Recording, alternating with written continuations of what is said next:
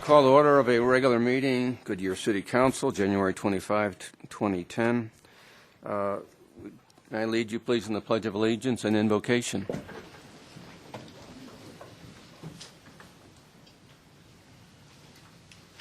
I pledge allegiance to the flag of the United States of America and to the republic for which it stands, one nation, under God, indivisible, with liberty and justice for all.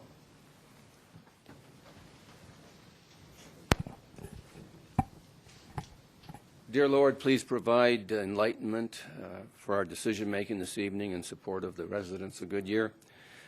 We also want to thank you for protecting our residents during the recent weather damages that occurred throughout our city, and in particular that you protected our public works, our fire, and police as they braved the conditions and were out there protecting our folks and clearing our roads. We also want to ask you to consider the anguish in Haiti and help America and other nations to reduce that anguish. And lastly, we ask for your protection of our men and women in Afghanistan, in Iraq, and in Haiti as well. Amen. Amen. Amen.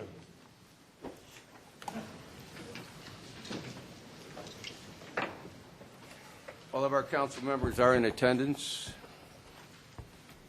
First, we have to approve or ratify the expenditures for December 2009, our accounts payable. Are there any comments, questions on the accounts payable? Seeing none, could I have a motion to approve them, please? So moved.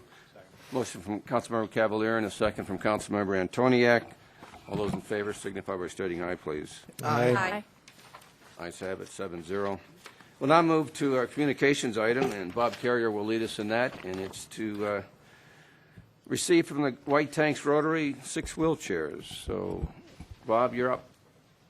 Thank you, Mayor and Council. I'm here tonight representing the Goodyear White Tanks Rotary, and we have donated 6 wheelchairs to be used at the Goodyear Ballpark. And I'd like to introduce our president, Dave Lesnick, and I think Dave will actually make a presentation. Short and sweet. Short and sweet. That's hard for a Rotarian. Mr. Mayor and members of the council, as so often happens, this was something that just happened spur of the moment. Gary McEachran and myself were at the ballpark on July 4th, and we had a request from somebody in guest services, a lady named Marilyn, said we really need wheelchairs. And we decided we were going to be able to accommodate, and it's with great pleasure that Goodyear White Tanks Rotary would like to present 6 wheelchairs for Goodyear and the Goodyear Ballpark. And we are the preeminent service club on the west side of town. I will formally invite the council to join our club. Joe Pizzillo is already a member, and members of the audience as well. See any Rotarian here. Thank you. Well, thank you very much, Dave. I think we'll call Nathan up. Members of the Rotary to stand up so we can Members of the identify Rotary, them. please stand up.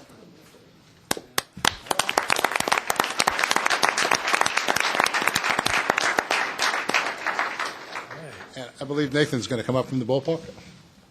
Yeah. Nathan? Here you go, Nathan. I said I'd wheel you over there. Thank you. Here we go. Nice.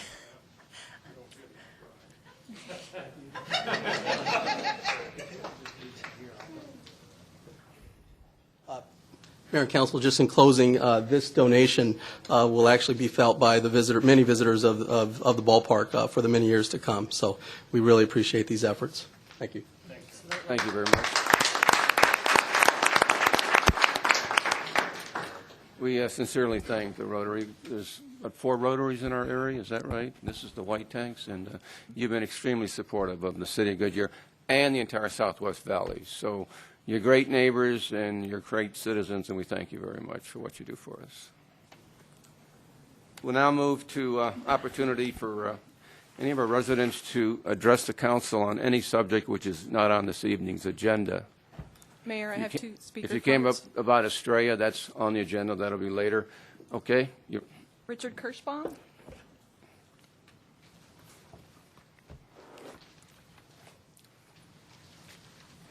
Good evening, Mayor and council members. For those of you who don't know me, my name is Richard Kirschbaum. I would like to address the issue of the Volunteer Citizen Finance Overview Committee. I was asked to serve on the committee. However, with my upcoming tax season to begin in January, I felt it was not appropriate for me to occupy a place on the committee and not be able to participate. It has come to my attention that the concept of the, quote, independent, unquote, committee, as discussed and decided by the council last year, is not being followed. I thought the original concept was for 25 volunteer residents to be selected to review the city budget and expenditures and make the results known to the council. At that time, the council would review, consider, and decide what actions to take on the committee's suggestions. I do not feel that there should be any that there should be city employees or individuals associated with the city in any capacity to be involved on the committee or have authority to dictate to the committee. The volunteers should be allowed to select their own facilitator, make requests, receive reports and answers from the city manager. That is what I consider, quote, an independent committee. This volunteer committee is to show the council how and where to save money, not to spend money. Thank you for listening, and I hope this does not fall on deaf ears. Okay, would anyone in council like to respond to that comment? Agree? No, I attended the meeting, and I thought it was very fairly done, and I didn't think that our facilitator was trying to control it in any way in direct of the city. In fact, he asked you at each and every turn what you thought and what direction you wanted to go in. Now, if this committee is questioning the validity of our staff, when staff gets up and briefs you on a department, I have a problem with that. I really do. It has to have some kind of formal organization for you to learn about how city government runs. You are certainly welcome to criticize or suggest or create. We are opening the door for you. But the idea that you are building this as a conspiracy on the council's level and on the staff level, I object to that. Yeah, I found some intellectual solace in Richard's comments, actually. I don't think he intimated that there was a conspiracy here at all. My understanding was that, and I initiated the request for this committee, that it would be citizen-driven, and that meant the citizens would decide the agenda. The citizens would determine how they wanted to proceed and seek advice or counsel as they determine necessary.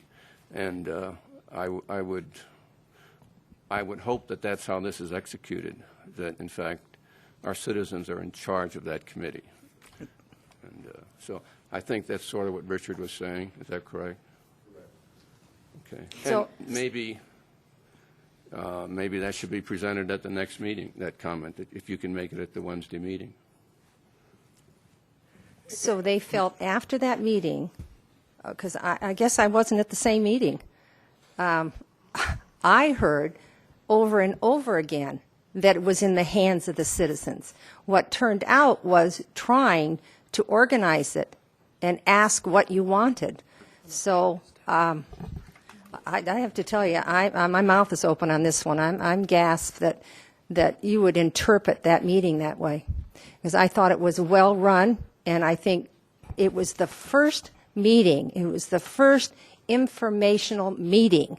You have to have somebody on a city level at least get this started. And the man that we have facilitating is a professional who knows how to facilitate, who asked you over and over again for your opinion. Well, can we move on for the next item? And Richard, would you just present that to and let the committee themselves discuss it? Sure. Okay. Mr. Mayor, I should just point out that the committee, the citizens themselves decided that there would be no public input at these meetings. Wait a minute, you mean public input from other people outside the committee? That's correct. I don't think they that's have what that he right. meant. I don't, That's not what he was It's talking an about. open meeting. yeah. Don't they have to have a It's an open meeting. Yeah. Mayor, just a point of order, because that's an important point to clarify. Rourke, don't they by statute have to have a call to the public as an open No, meeting? it has to be, well, Mr. Mayor, members of council, it's an option. You have to agendize it if you want to pursue that. It's not on the agenda. Okay.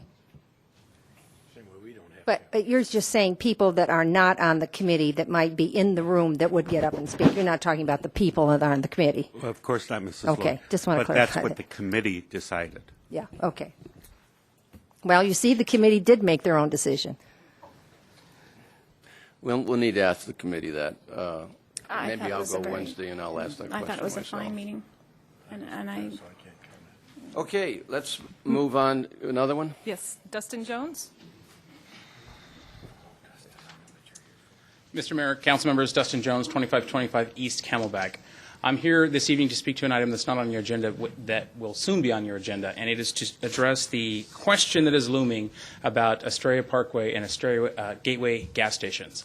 I want to take you on a trip down memory lane, if we may, that goes back a few years when I was a lay citizen resident, City of Goodyear, and sat on the Planning and Zoning Commission, and there was extensive discussion about the aesthetics and the feel and the uniformity of Estrella Parkway. If you go back about 8-9 years, when I was appointed to the Planning Commission, Litchfield Road had been developed, and there was a single developer that had a very high standard for developing Litchfield Road from Van Buren going north through Palm Valley in that area. There was concern when Estrella Parkway would be developed because of the disuniformity of property owners that there might be a change in the aesthetics and that the feel would be different along Estrella Parkway. And so the council instructed staff to look at ways to provide uniformity and cohesiveness along Estrella Parkway. And I've prepared a chronology and timeline, if I can approach Mr. Mayor and give this to you all, and I can walk you through this briefly.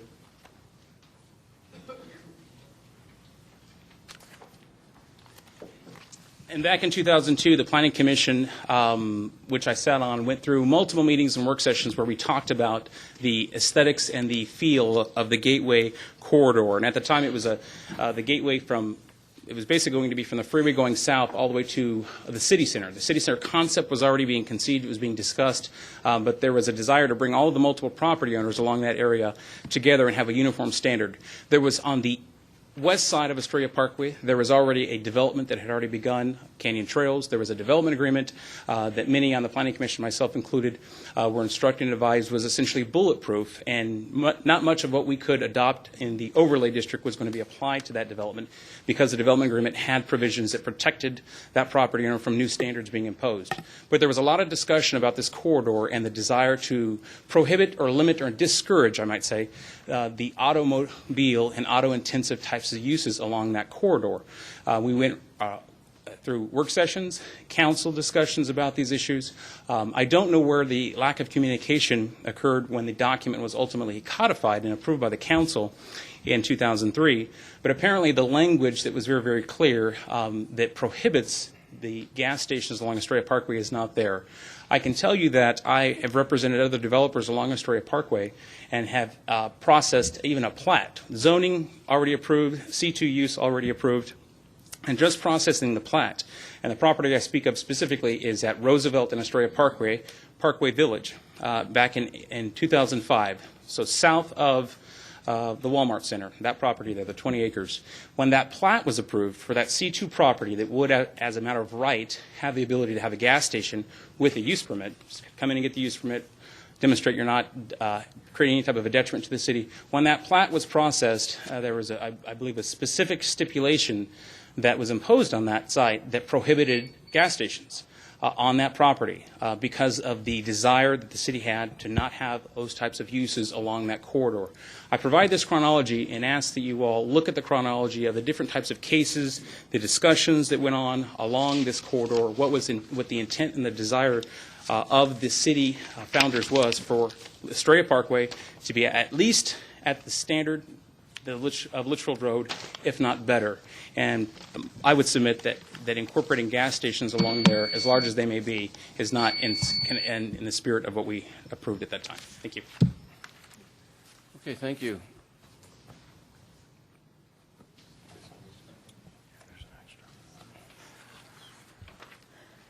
Would anyone else like to address the council on a non-agenda item? Seeing none, we'll go to the consent agenda, and I'll ask the clerk to read consent items by title only, please. Item A, approved draft minutes of a work session and a regular meeting held on January 11th, 2010. Item B, approve a request from Randy Goose, representing Walgreen Arizona Drug Company, for a new Series 10 liquor license, number 100-75903, for Walgreens number 02243, located at 387 North Estrella Parkway, Goodyear, Arizona. Item C, adopt ordinance 10-1206, amending Chapter 3, Article 3-9, % for art program of the Goodyear City Code by removing text from subsection 3-9-3A and adding subsection 3-9-3H to give the Goodyear Arts and Cultural Commission authority to select artists and approve art concepts for public art projects, provide for severability and an effective date. Item D, adopt Resolution 10-1359, approving a memorandum of understanding between the United States Department of the Interior, Bureau of Land Management, and the City of Goodyear as a cooperating agency for the Sonoran Solar Energy Project Environmental Impact Statement, authorizing the city manager to execute the memorandum of understanding and providing for an effective date.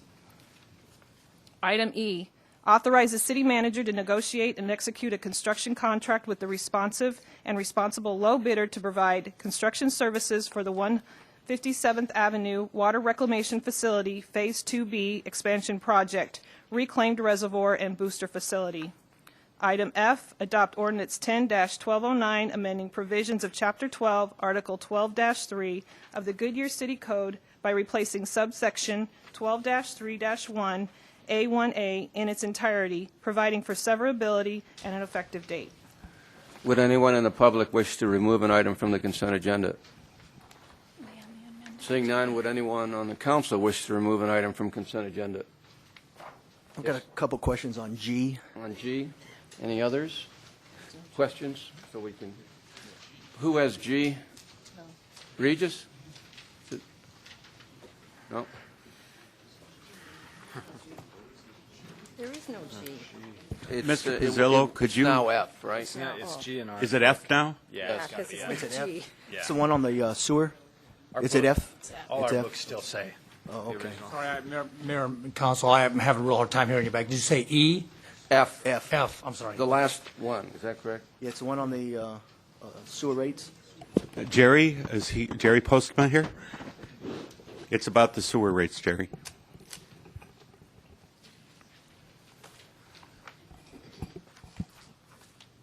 Okay, Jerry, Councilmember Pizzillo would like to ask questions. Good evening, Mayor and Council. Hi, Jerry. Couple quick ones. Are these administrative changes pretty much aligning the code with currently what the practice of the city is? Yes, the practice since I've been with the city for 5 years is that the single-family residential winter quarter average, which is the billing period for January, February, and March, establishes what the wastewater rate is going to be for the entire year.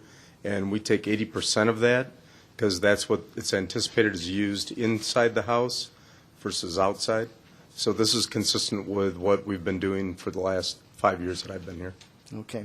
Also mentioned in here that the utility rate's sufficient to cover the cost of services.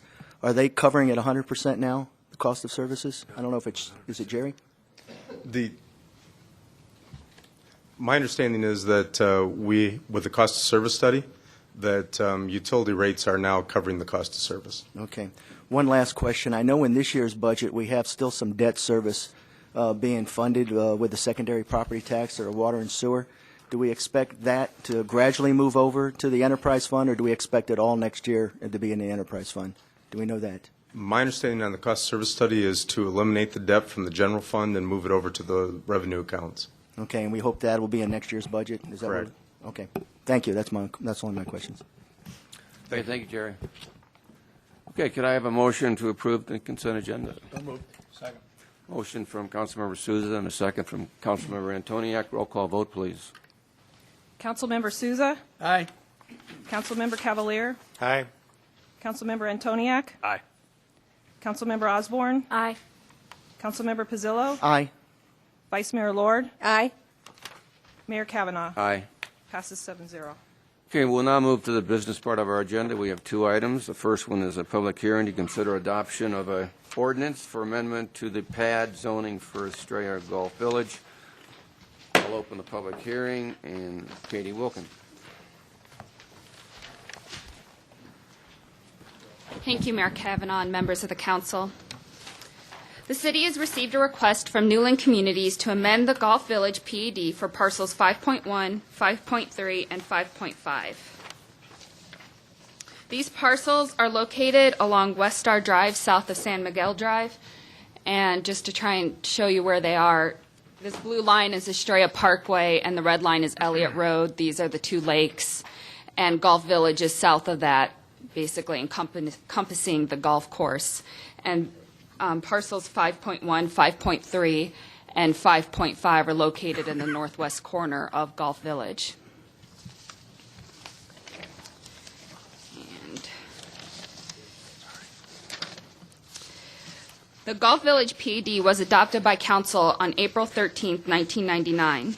The current PED allows for a maximum dwelling unit build-out on these three parcels of 452 units and a density of 3.7 dwelling units per acre. The PAD amendment proposes increasing the total lot count by 33 units to 485 units, which would increase the density to 4.1 dwelling units per acre. And Newland has submitted a conceptual subdivision concept.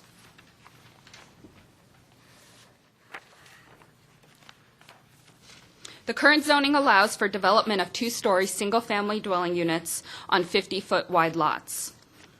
Proposed in the PED amendment on parcel 5.1, located here, would be single-family dwellings on 60-foot wide lots. So they're increasing the lot width on parcel 5.1. On parcel 5.3, they're proposing single-family dwellings on 50-foot wide lots, which is similar to what they could build today. On the west portion of parcel 5.5, which is being referred to as 5.5A, which is this portion that's yellow, they're proposing single-family dwellings on 50-foot wide lots, which again is what they could build today. And then on the eastern portion, which is this portion of 5.5 colored in orange, referred to as 5.5B, they're proposing an attached single-family product on 45-foot wide lots. And this would be similar to a duplex unit on a 90-foot wide lot. And this is the typical lot layout of the attached unit product.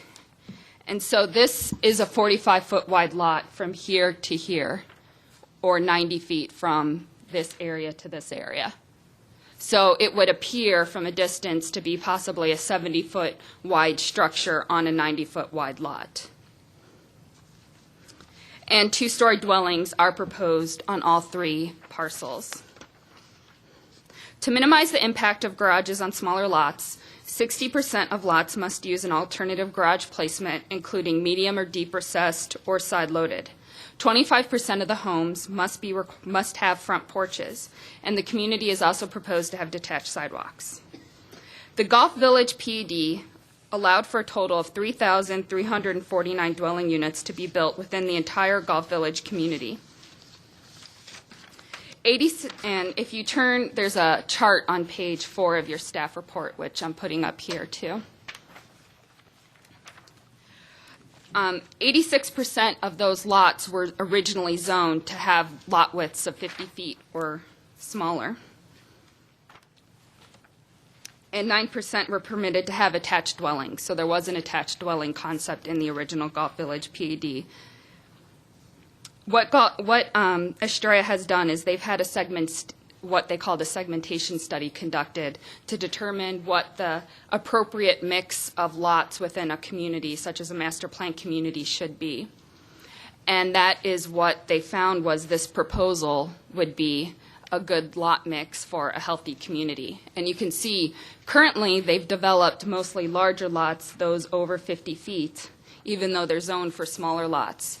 So they've come to the city requesting these changes to allow them to have some smaller lots to try and capture more of the market and provide more diversity within Golf Village. So to summarize, again, In parcel 5.1, the PED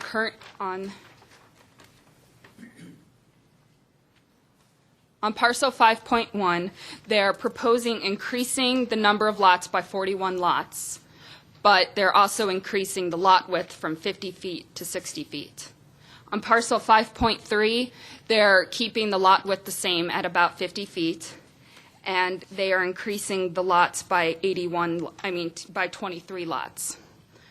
On parcel 5.5, on the western portion, they propose the same lot width they're currently allowed to have, 50 feet, but on the eastern portion, they're requesting taking that down to 45 foot and having the attached unit, but they are proposing decreasing the units by 27 units on parcel 5.5.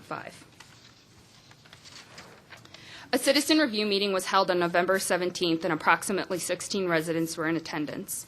The majority of these residents lived south of parcel 5.5 along this road here, along the golf course. And that area that these residents lived in were developed as 80-foot wide lots. Overall, the residents were not in favor of the proposal and expressed concern with the proposed density, the placement of two-story homes, the lot width, and the proposed attached single-family product. Although the zoning of two-story homes on 50-foot wide lots has been in place since 1999, several of the residents stated that they were told by the home builder that it was going to be custom lots, and so they were surprised to find out what the actual zoning of the property was. After that meeting, staff received several phone calls and emails from concerned residents, and this correspondence repeated the concerns about the proposed product, the development standards, and the density. After hearing these concerns, Newland and staff worked together, and we did make some alterations to the proposed development standards, increasing the building separation on the attached unit from 15 feet to 20 feet to try and provide more openness and help preserve views. And also, David Prescott of Newland Communities also decided to hold a second community meeting to try and work with the residents more. That meeting was held on December 8th, and about a half dozen residents were in attendance. And David provided several new exhibits to the residents. However, the residents still expressed concerns with the duplex product. A public hearing was held on December 16th at the Planning and Zoning Commission meeting. 3 residents spoke at the meeting and objected to the proposal, again citing concerns about losing views and concerns about potential impact to property values. The commission recommended approval of the rezone request by 4-1 vote, and the one nay vote was because of the concerns of the impact of two-story homes on surrounding residents. Since the commission meeting, staff has received 4 additional emails from Estrella residents, 3 objecting to the proposal and 1 in favor of the proposal, and we understand that council has also received several emails from residents. Staff is recommending approval of the proposed amendment. The amendment is increasing the unit count by 33 units, but the overall units of Gulf Village have been decreased by over 1,100 units, which will not be built regardless of tonight's zoning decision. Also, the parcel closest to residents, 5.5, is being proposed for a reduction in total units. The parcel with the attached single-family product is over 300 feet away from the closest point of the nearest residential and is separated by a wash and a golf course. From that distance, it should be difficult to detect that these structures are a duplex-type product and not just a large home on a large lot. The design guidelines contained within the PED amendment provide for an increased level of architecture and design from that required in the original Gulf Village PED, which will increase the overall quality of the 3 parcels. So that concludes staff's presentation. I'd be happy to take comments, and representative from Newland Communities is also here. Okay, thank you, Katie. Do we have any comments from the applicant?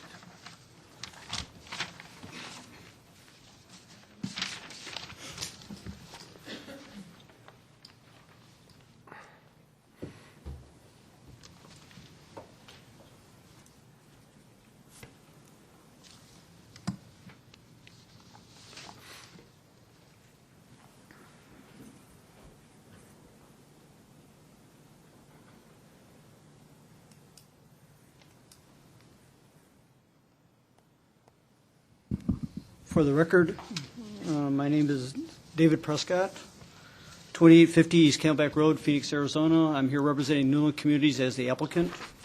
Mayor, council members, tonight I would like to, first of all, I appreciate Katie's presentation. She covered the points very well. So I'd like to go through and kind of get down to some of the issues that were raised by the residents in the different meetings. I'd like to make 5 points, or I will cover 5 points at different points in my presentation.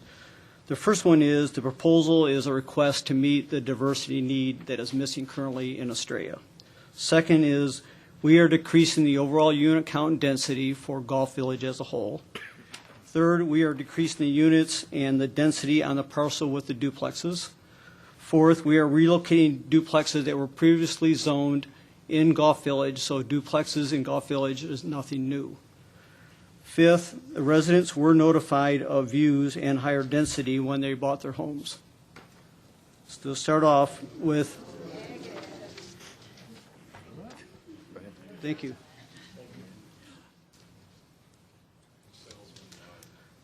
First of all,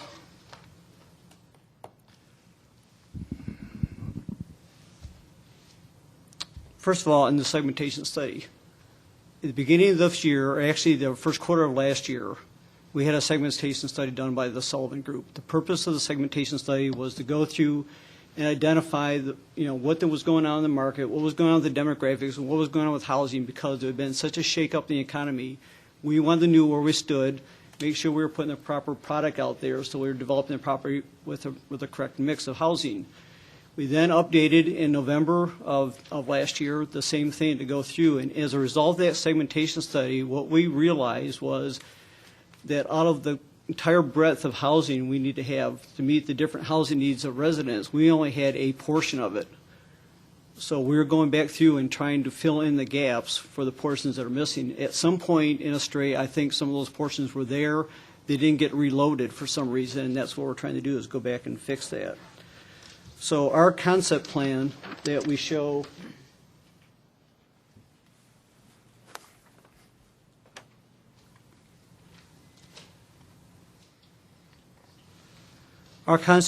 plan we show here by ordinance is required as a concept plan. We are not identifying this as a concept plan. We have pre-engineered this site.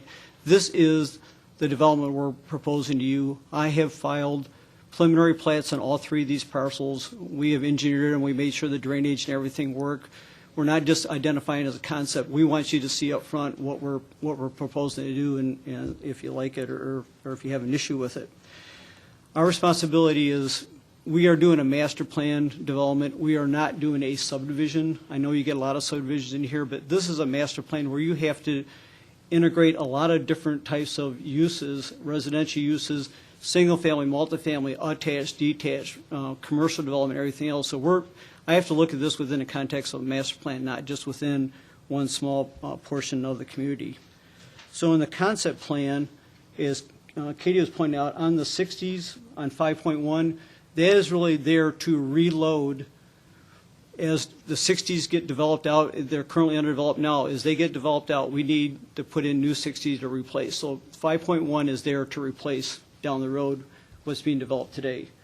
5.3 and the west side of 5.5 are 50-foot wides. Those were developed. If you look in one of the next slides I think I throw up, on the east side of Golf Village, there were 50s developed. For some reason, they were never replaced. So we're coming in and trying to replace it, but we're doing it in a gated community, and we're really targeting empty nester population because that's one of our market areas we're very weak on.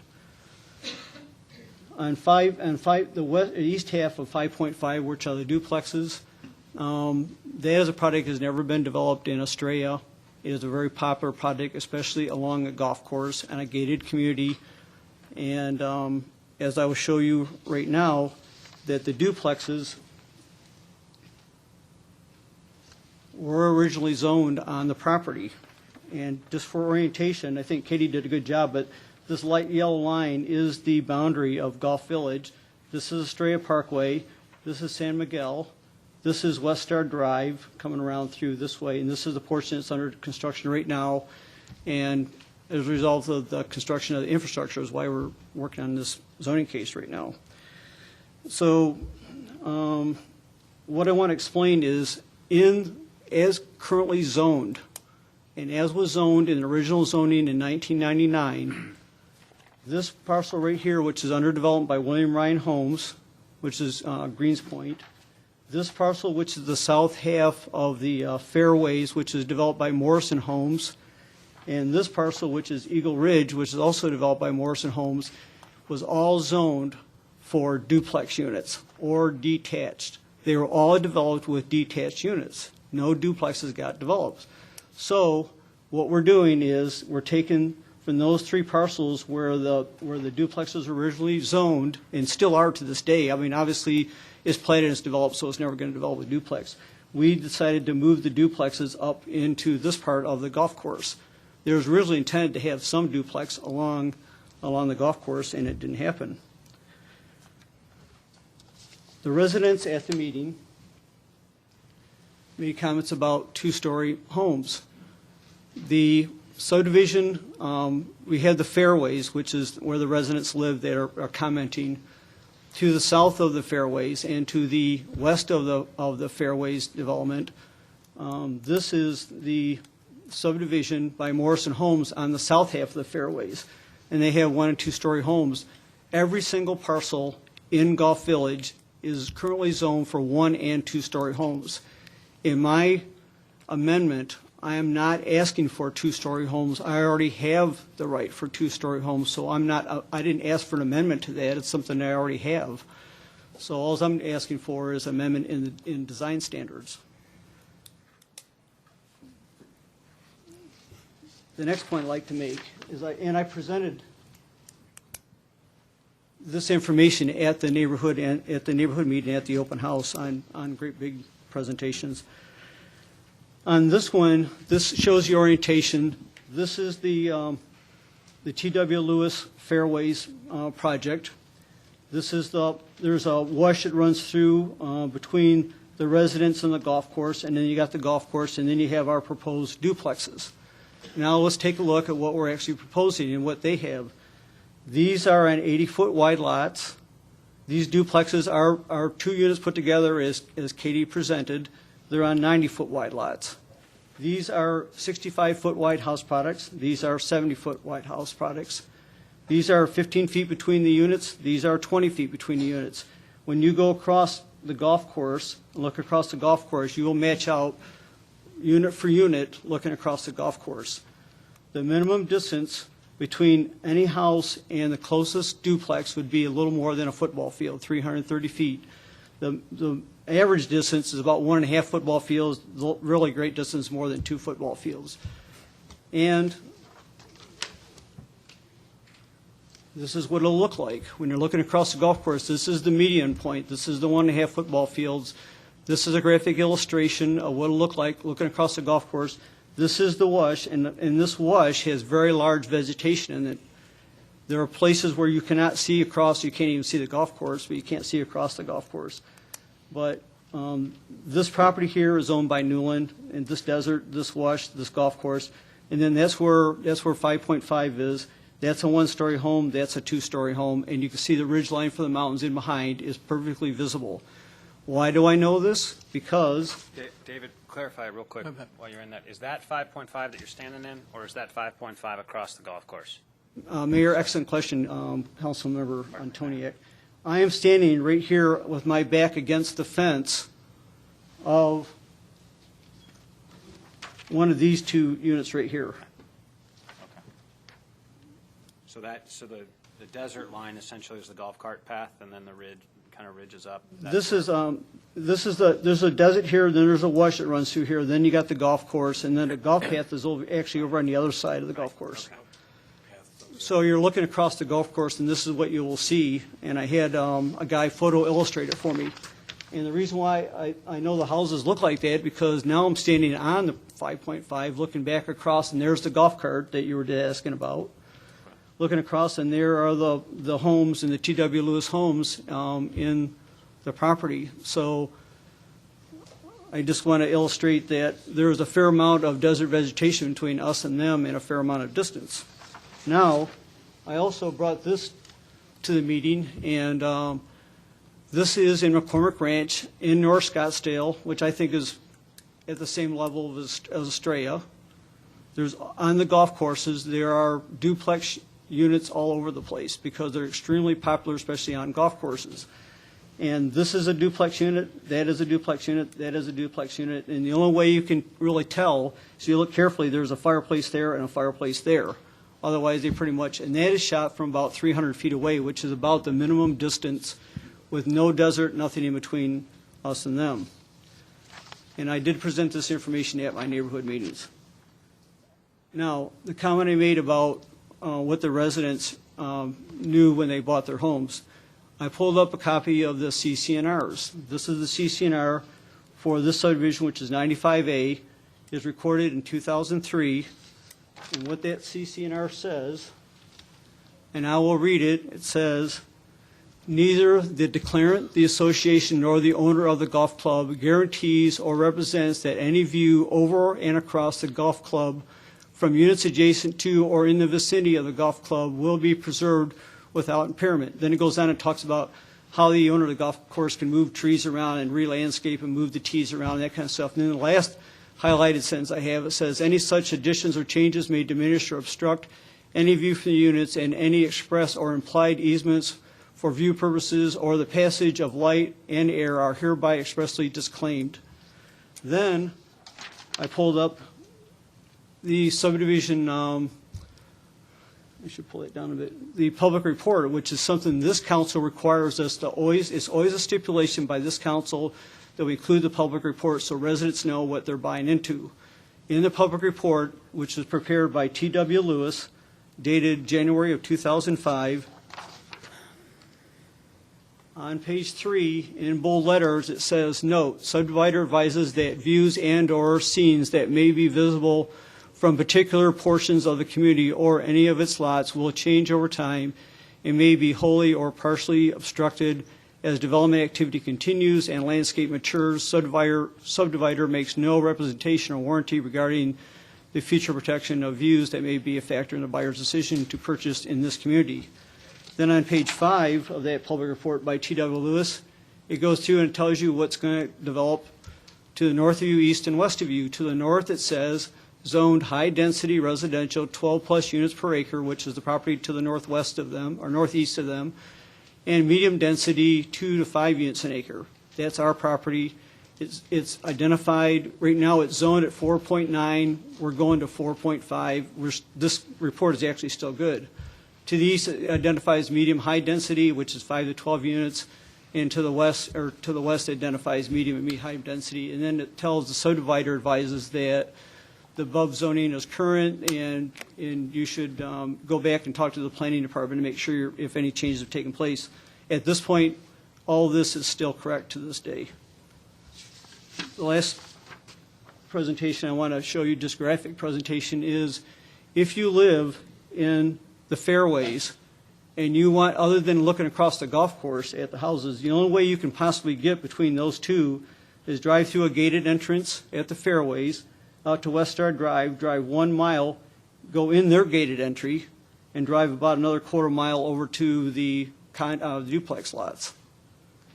I made a mistake by referring to the duplexes as villas in Cantamilla province. They are approved by the city. The duplexes are approved by the city, and they're referred to and they're identified as villas. So that's where the villas came from. I guess in summary, I just want to explain that Newland is the only adjacent property owner to any of these zoning requests. There are no adjacent existing residential subdivisions immediately adjacent to any of these developments. Newland owns the golf course and all the open space around it. Eventually, the open space will be turned over to the HOA. The duplexes at 4.5 units an acre that we're proposing is lower than the current zoning. This property over here is the one that's identified for 12 units an acre, and there already was a plan that went through for duplexes and triplexes before the economy went down. So that's currently owned by a bank. Zoning right now allows us to develop more lots on 5.5 than what we currently have, and what we've done is ask for amendment to development standards, and we've also introduced design guidelines that forces us to do the required quality that this city council expects, because when you come with the smaller lots, You don't like the garage forward and all that kind of stuff. So these guidelines take care of that. We require front porches. We require the recessed garages. We require all the architectural features this council expects, especially with small lots. And this is a gated community. It's on a golf course. We're going to expect quality. I mean, and this is Estrella, which is the #1 rated master plan community in the state for the last 4 years. So we're not doing anything less than quality. I guess the last thing I'd like to point out is that we do agree with the staff recommendation and the stipulations, and we appreciate the recommendation by the Planning Commission. And we had, this is the 5th meeting on this property we've had, and your staff has attended 4 out of the 5 meetings, which I appreciate. And the only other comment that I'd be willing to make is I know that the residents continue to show interest. I'm not interested in not accommodating them somehow, in some way. I think that what we're doing is actually very high quality and very good and will have no impact, negative impact on them whatsoever, in my opinion, but that's easy to say because I'm not living across the golf course. So I would agree to an additional stipulation that would read somewhat like this, and it can be discussed, I guess, but the stipulation be added would say, developer is required to notify any interested Estrella residents to be notified of the Design Review Committee. The Design Review Committee, I'm the chair of the Design Review Committee at Estrella. That is controlled by the Homeowners Association, which they are members of. So I'm operating within the residents' own HOA, notified of the DRC meeting that includes review of any residential product proposed on the duplex lots. So what I'm saying is I'm more than interested in having them come in to make sure that anything we're putting on there is high quality, because we're not going to prove anything that's not high quality. So I'll be glad to answer any questions. Thank you. I have a question. Could you add also that you would bring those guidelines before council? Same architectural look, otherwise that you're presenting to the citizens? Mayor, Council Member Lord, I would prefer, and I'm giving an honest answer, I'd prefer not to include the Planning Commission and City Council in design review. The Design Review Committee through the HOA, and once we approve something, it has to go to the city staff for a review approval. But the Design Review Committee through HOA, we hire a professional architect to be on the committee. We have a design review coordinator. We have myself. We have another person that's been in the project for 12 years from Newland to review and approve. But I prefer not to get council involved in design review. No, I guess I misunderstood that. Okay. Really what I meant, in the end, it comes before us for final approval. For final plat, not the design. Okay, as long as I'm asking this question, these are some of the things, and Okay. I realize this is difficult because you have done such a good job of selling a dream in Australia. That design center, you walk into it, and so what people visualize, or what they visualize for their future when it's changed, and they didn't read the detail, which is their responsibility to read the paperwork. I'm not taking that off their shoulders. They should have read the paperwork. But you do an excellent job, and it's a beautiful area. What I'm asking you today, Councilman Osborne and I went with staff, and we walked the area. And in particular, we're looking at, let's see, Joanne, those lots 155 to 160. In 5.1. And in 5, yeah. And This stuff in here. I'm sorry, 5.5. 5.5 or 5.5. A and B, I guess it is area. And lots 174 to 161. Would there be a possibility, a couple of things, that those homes lining the golf course could be one story? Or could there be a possibility of you minimizing the height of the homes? I understand that, I'm just going to throw out a figure, okay, you could do a 26-foot high, which would be not as high as a normal two-story home in your community. Is there a chance you could change the pitch of the roof? Could you make a minimum of square footage so people know that it's not going to be just some apartment-size home? And could you do four-sided architectural features? Because the backs of the homes are going to be facing that community across, the golf community. and what was the name of the street we were on? Juniper? Juniper and Narramore. And so they're looking at the back of homes across that. And so these were some of the suggestions or some of the thoughts that we had when we were in the area. A number of the people that I think have complaints, some of their, I'm not going to say their complaints aren't valid because whatever you feel is valid. Yep. But I don't think they're going to be affected as much as this development that's right across from where you call them duplexes, which is a very negative term to use for these homes, but so It's the be it, correct it's zoning been set. term. I can't change that, Yeah. you started that. So that's kind of what we're looking at, because really, when you look at the paperwork legally, our hands are tied, agreements were there, they were in all your paperwork. You might not have read it, shame on you. We need to But get here to we the are. citizens. Okay, well, but, hey, this is an important subject, Mayor, and I really want to finish it. No, So I'm asking you to respond to this. Mayor, Councilmember Lord. Just wait just a minute now. This is a public hearing. Let's go to the public, and then we'll ask you to answer. Oh, the well, I can question. come back. I'm sorry, I thought you gave me that permission to do that. No, I gave Oh. you permission to ask a quick question, I thought, not to Well, I'm not carry very on. Mayor, quick at I this. do have a quick question of the applicant, though. Should I ask it now, No, or let's- do you want me let's to get wait? the public. This is supposed to be all about public hearing. Okay. So you ask your questions when the public is finished. In fact, it may be enlightening Well- to help us with our questions. Okay. But he Mayor, I asked, have 5 speaker cards. 5 speakers, okay. he asked us to ask.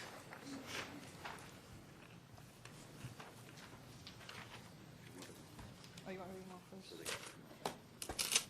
Patricia Kramer, Paul Kramer, Tom Minio, and Roger Matlin.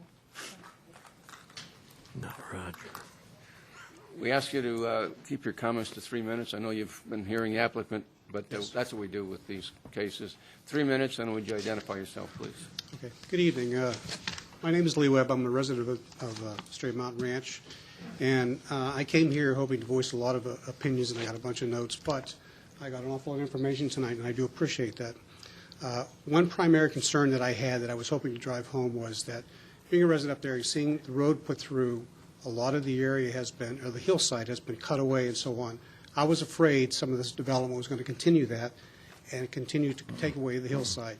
Part of Estrella that we enjoy up there are the hills and the views and things, and I know these are trying to be addressed, but I was concerned that the hillsides and the roads and extensions into the hillsides were going to accommodate these projects, and I hope that's not the case. I don't believe I'm seeing that here, but I do appreciate that.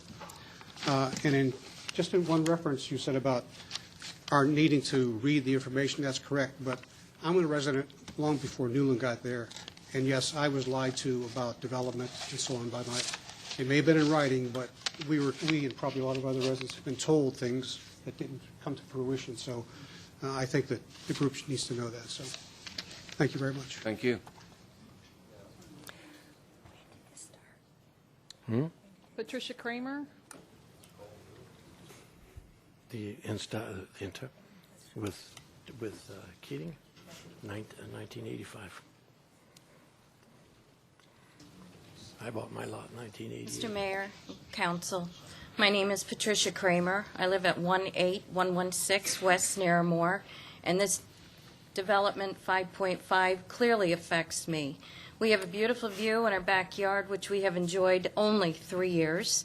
We did read all the paperwork.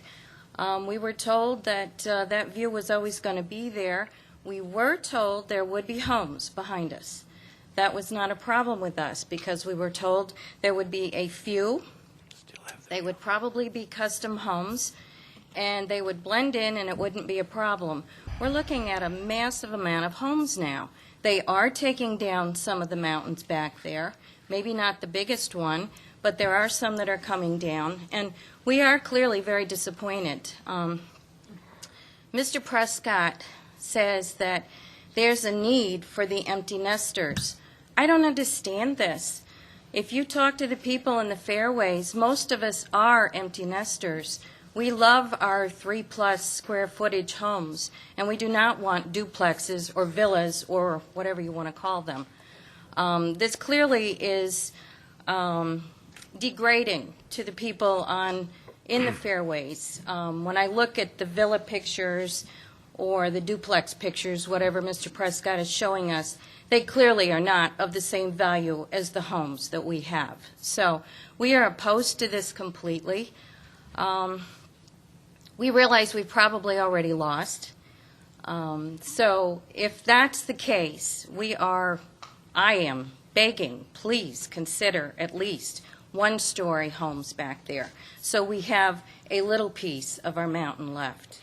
And I would like to thank Ms. Lord and Ms. Osborne for coming today to our mountain to see how beautiful it is. And not only did you walk the parcels, you took the time to come back and stand in our backyards to see what our view is. And we thank you for that. You're welcome.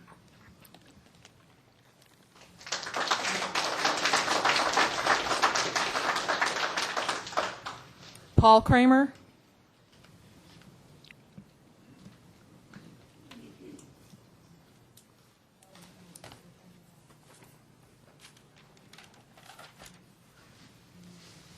If you haven't figured out yet, I'm Pat's husband. As Pat said, we live on Narramore, and I think the thing I want everybody to understand is I hear what David Prescott's saying today, okay? But you have to understand what was going on, what was being represented to the buyers back in 2005 when we started looking up there, when we decided that we wanted to live in Estrella Mountain. We wanted to live in an area that has a Sonoran atmosphere, a rural atmosphere. I mean, I was born in the middle of the city of Buffalo. I know what it's like to live in the middle of a city. That's not why I came to Estrella, okay? What I want to show you first is this is the advertising literature from the Design Center back in 2005. Okay, so this is the kind of thing that was being represented to us as we saw them. Hopefully this will show.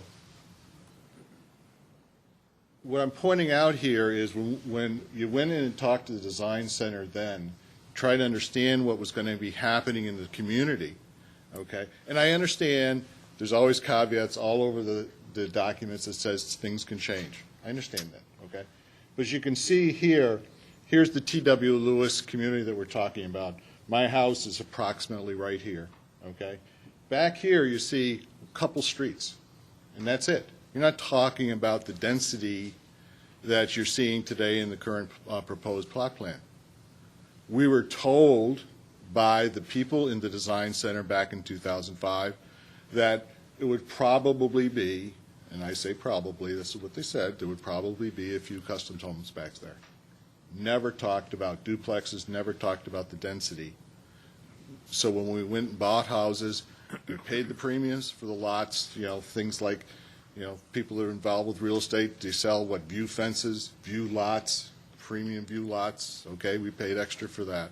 This is the basis on which we bought, okay? And what you're looking at when you're looking back there, as David showed, is you have views of the golf course, but you also have views of ridge lines, okay? Now, I've seen David's examples of what a two-story house may look like back there, okay? I'm not an architect. I am not a surveyor, so I'm not telling you what I'm showing you is 100% accurate. There is no elevation plan that I know of, so I don't know if these houses are going to be lower or higher than mine. So the only thing I could do is actually go walk out there, and this is basically what I see out my backyard right now, okay? What I've done is you can see right here, that's actually me standing, okay, about 440 feet from my backyard, which is what supposedly the distance are going to be to the houses behind us, okay? If you take that and extrapolate that size to a 30-foot high house or a 15-foot high house, depending if it's 1 or 2 stories, and I just guessed that, you can see from these lines approximately how much it's going to show a wall of housing, okay, that's back there. And what I asked the council to do is to consider that maybe we can do something to avoid the view of having a row of houses blocking the views completely, okay, so that we can still maintain some type of a Sonoran atmosphere there, okay? So I would ask the council not approve and send it back for some re-reviewing, and I guess this means my time is up, and I apologize for that. That's okay. You made your points. Okay, is to re-review it, okay, to see whether or not there's not something that we can do to both accommodate what Newland wants, but also to maintain some type of Sonoran rural life that we all bought in Estrella originally. Thank you very much.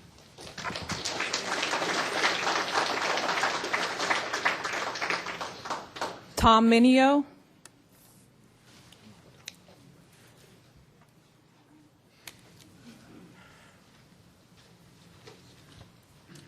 Mayor Kavanaugh, City Council members, my name is Tom Minio. I live at 18076 West Narramore Road, a neighbor to Mr. and Mrs. Kramer. I had a whole bunch of talking points, but I guess based upon the insightfulness of the comments made by Vice Mayor Lord, I can defer on some of those. Some of my additional concerns had to do with the impact of an additional 485 units on these parcels of land. And those concerns include traffic, safety, security, privacy. I had been in 3 meetings with Mr. Prescott, and there had been discussion of some of these issues. And Mr. Prescott had cited that studies have been done. Unfortunately, none of those studies were ever presented. So the residents did not have the opportunity to avail themselves of what the impact might be. Additionally, we had never talked about the impact on schools. I don't know what these 485 additional homes may mean in terms of the grammar schools, 2 grammar schools and 1 high school currently in Estrella. I attended the Zoning Commission meeting on December 16th, and to my dismay, I was surprised to hear that I was not necessarily entitled to the views that I had. Even though premium were paid for the lot and I live in a view lot, I'm, I guess, not necessarily entitled to my view, which was somewhat inconsistent with what my belief was in terms of the, again, the Sonoran lifestyle. The duplex units which are being proposed seem to me to be out of character with the surrounding area. There are no duplexes in the fairways, which are all 1-story single-family homes. There are no duplexes in any of the surrounding villages, and there are no duplexes in the Gulf Village. The home center, again, may have made some misleading comments in terms of what the expectations are, but we didn't expect that there would be numerous homes in the area behind our homes. I wanted to quickly read to you from the Community Handbook, which is published by Estrella. I thought it was kind of interesting in review. Is that 3 minutes? You got 30 seconds. I got 30 seconds? Basically, it says that they're single-family homes on page 7 of 76. Single-family residences of varying densities indicates that the community development principles are to promote innovative and creative site and building design and long-term maintenance, to preserve and enhance property values within the community, to preserve and enhance significant open space lands consistent with the characteristics of the property, and incorporate preservation of environmental resources into site planning and design, and to preserve existing and promote the creation of valuable view corridors from developed areas to existing visual resources. With that, I would ask that, again, we reconsider and defer vote on this at this time. Thank you very much. Thank you.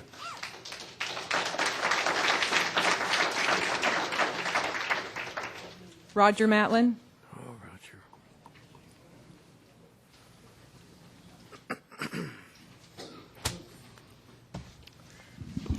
Good evening. Roger Matlin, Goodyear, Arizona.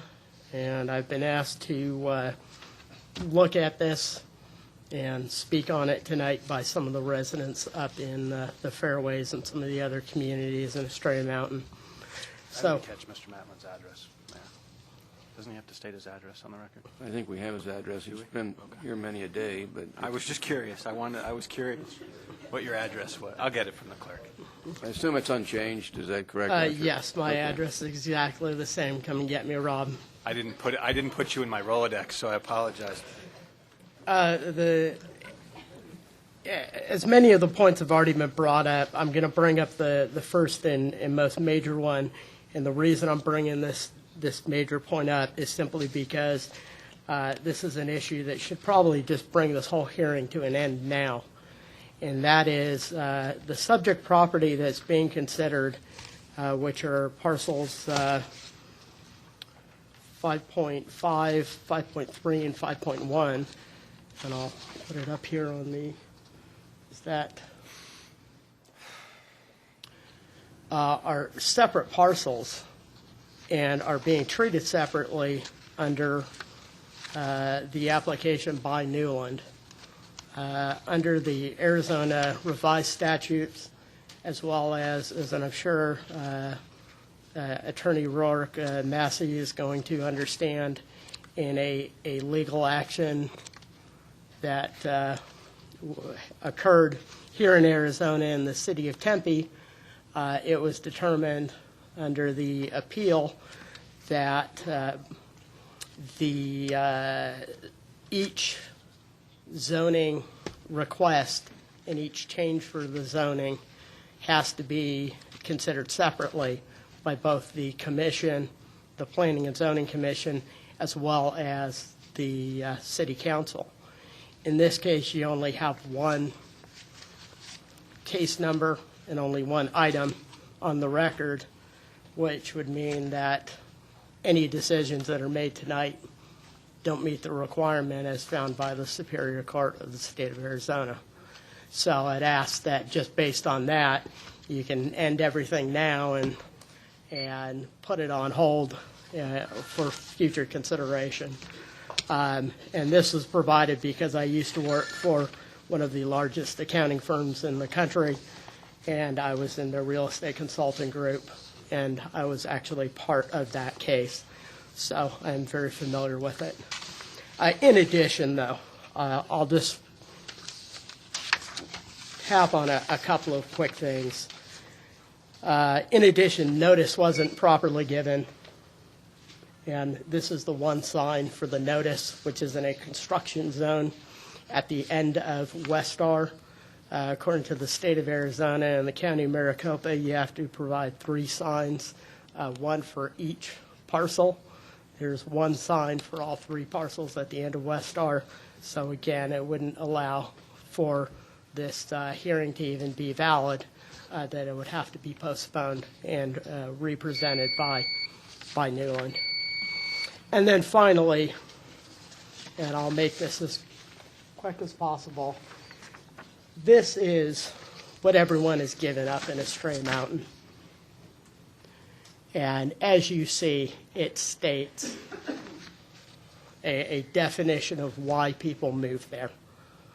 This is what people are given. I walked the fairways, I walked the golf course, I walked the area. I don't think residents are having a difficulty with the fact that there's going to be future development. It's the fact that duplexes don't fit the character of the community. And what you're doing is you're really just taking away what it states here as the character of the community, which is Estrella Mountain is beautiful. There's lots of open space. It's a nice, serene place to live. And it's good for Goodyear and it's good for everyone. And I think the residents really are just stuck on that they would like to be that way. So I appreciate your time. And please do take into consideration, though, the legal aspects of it, because I got it, Roger. It was Center Bay was the case. Rourke, after I close the public hearing, would you respond to the 2 points he made? Okay? To the extent you can. Do you want a copy of this, or? No, I've seen that. Okay. Thank you.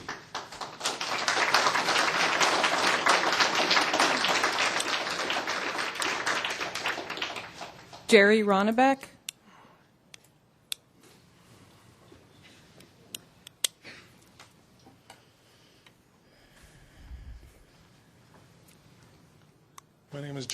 Beck, 18391 West Verdon Road, in Australia.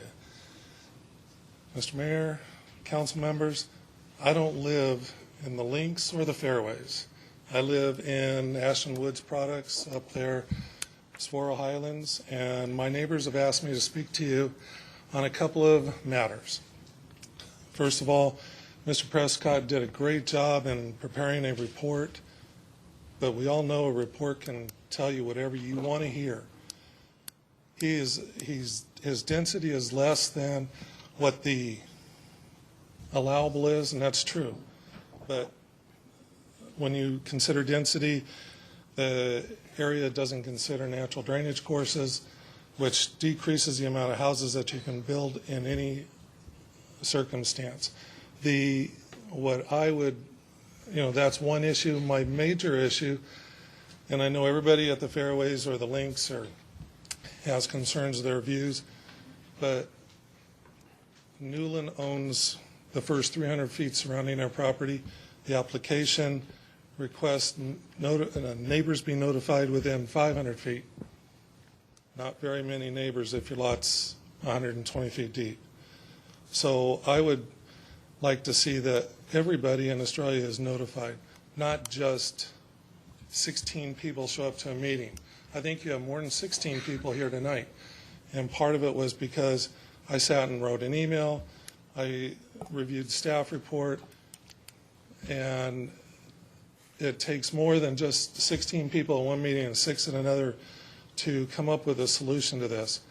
And the solution is to be continued, have Newland have another town hall meeting or whatever you want to call it, have it at the high school, get everybody within the development notified, not just a select few who won't, because everybody knows if you have an election, only a certain amount of people will show up.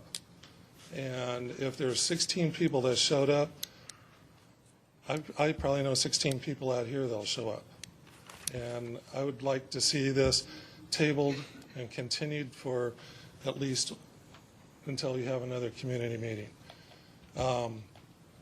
I know I only have 3 minutes, and I'd like to be standing on the Senate floor and go, my colleagues have allowed me to speak a lot longer. But I don't have that privilege, and at a town hall meeting, at least all these points can be stressed to Mr. Prescott and Newland Development, regardless if we are promised views or no views. But the duplex concept, empty nesters, isn't that what the development at the end of Australia was supposed to be before that fell through? We have a problem. And the problem is that we need to talk about it some more. Anyway, I appreciate your time. Thank you very much. Thank you very much.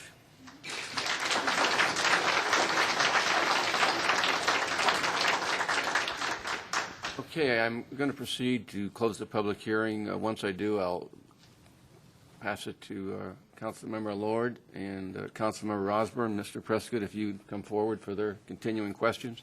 And after that, before I even ask for a motion, Rourke, if you'd respond to Roger Matlin's comments, to the extent you can. Are you ready for that now?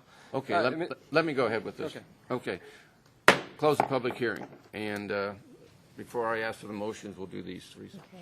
Mr. Mayor, No, let me go to this. Okay. Unless you think we need to go to that. Right? No, I will give you an answer that lets you continue this evening. So if you want me to go ahead and address it, I will. Well, go ahead. Okay.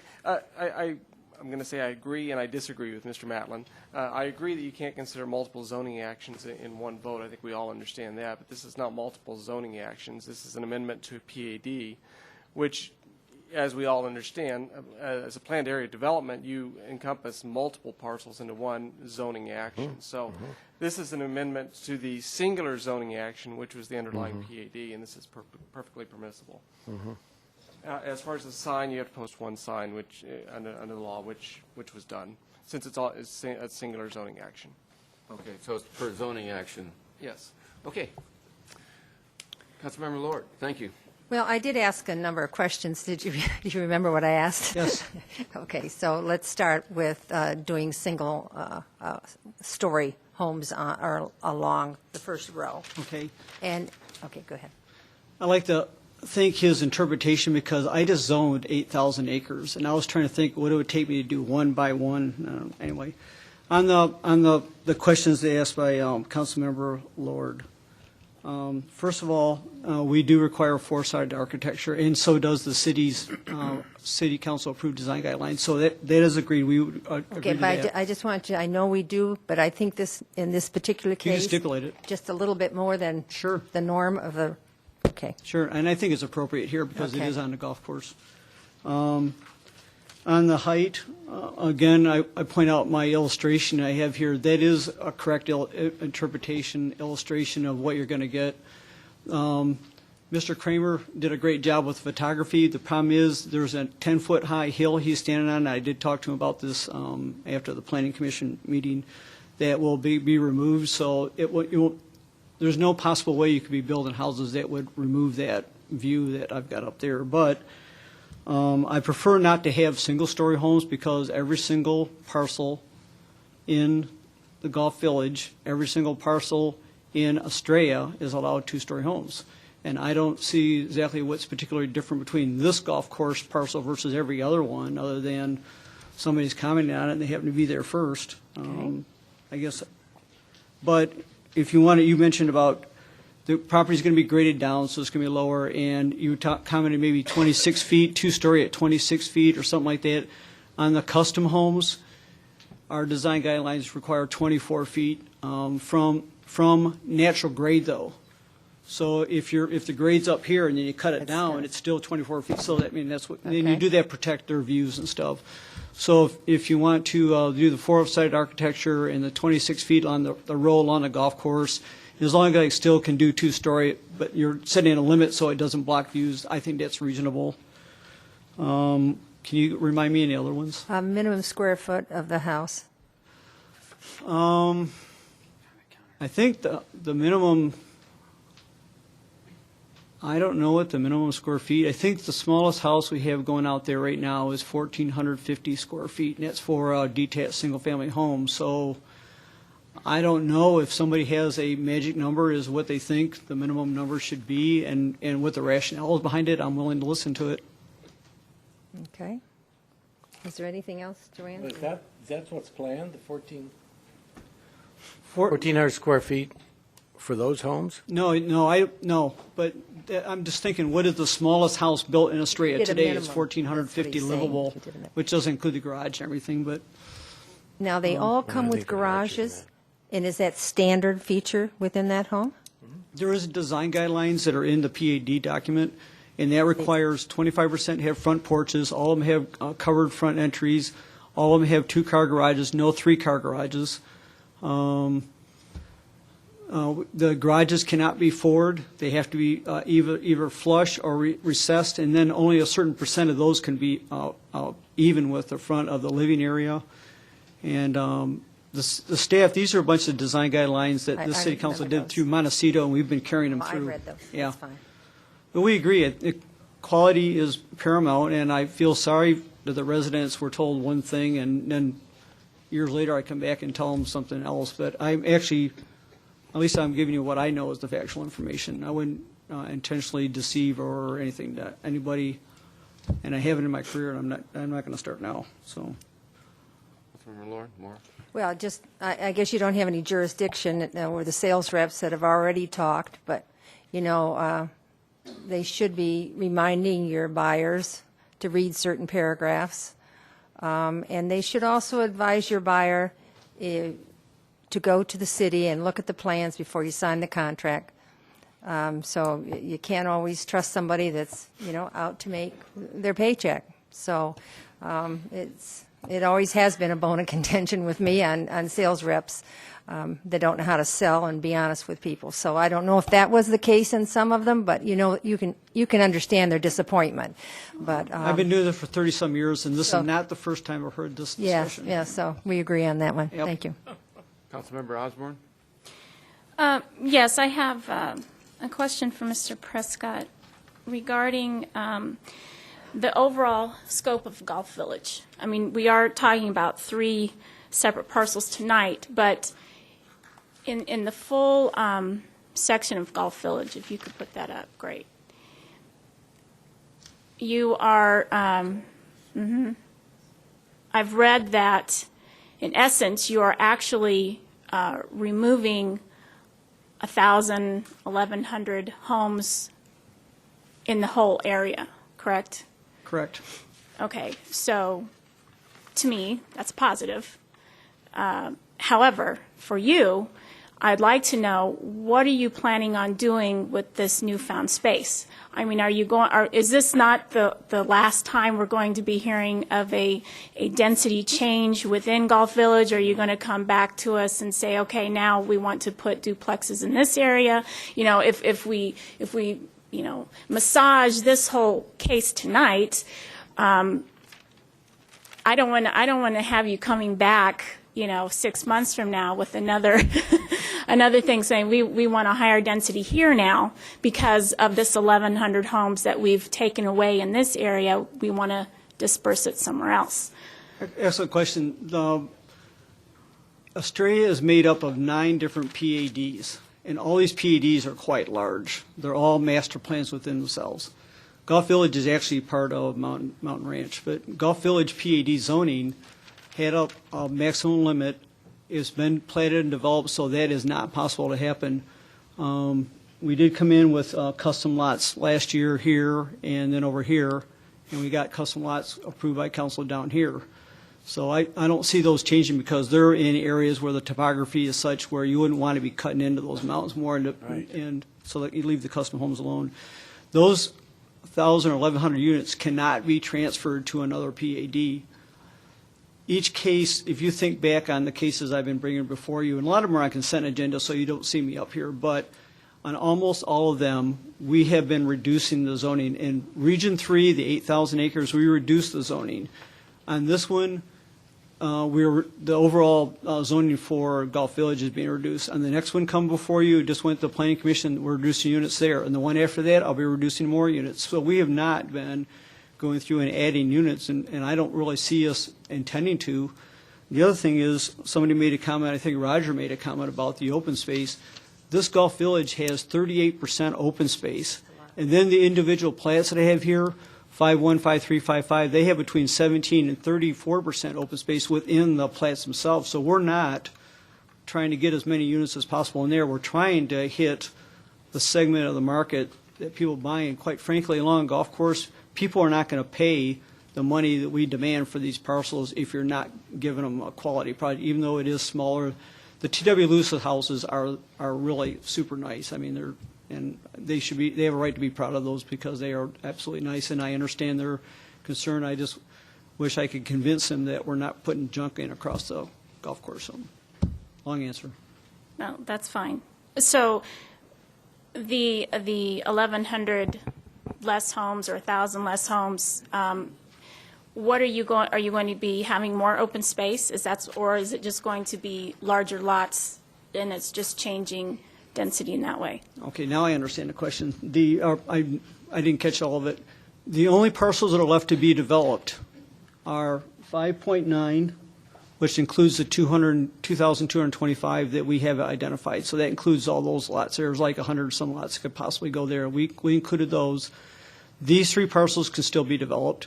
This is 17 lots of custom lots here.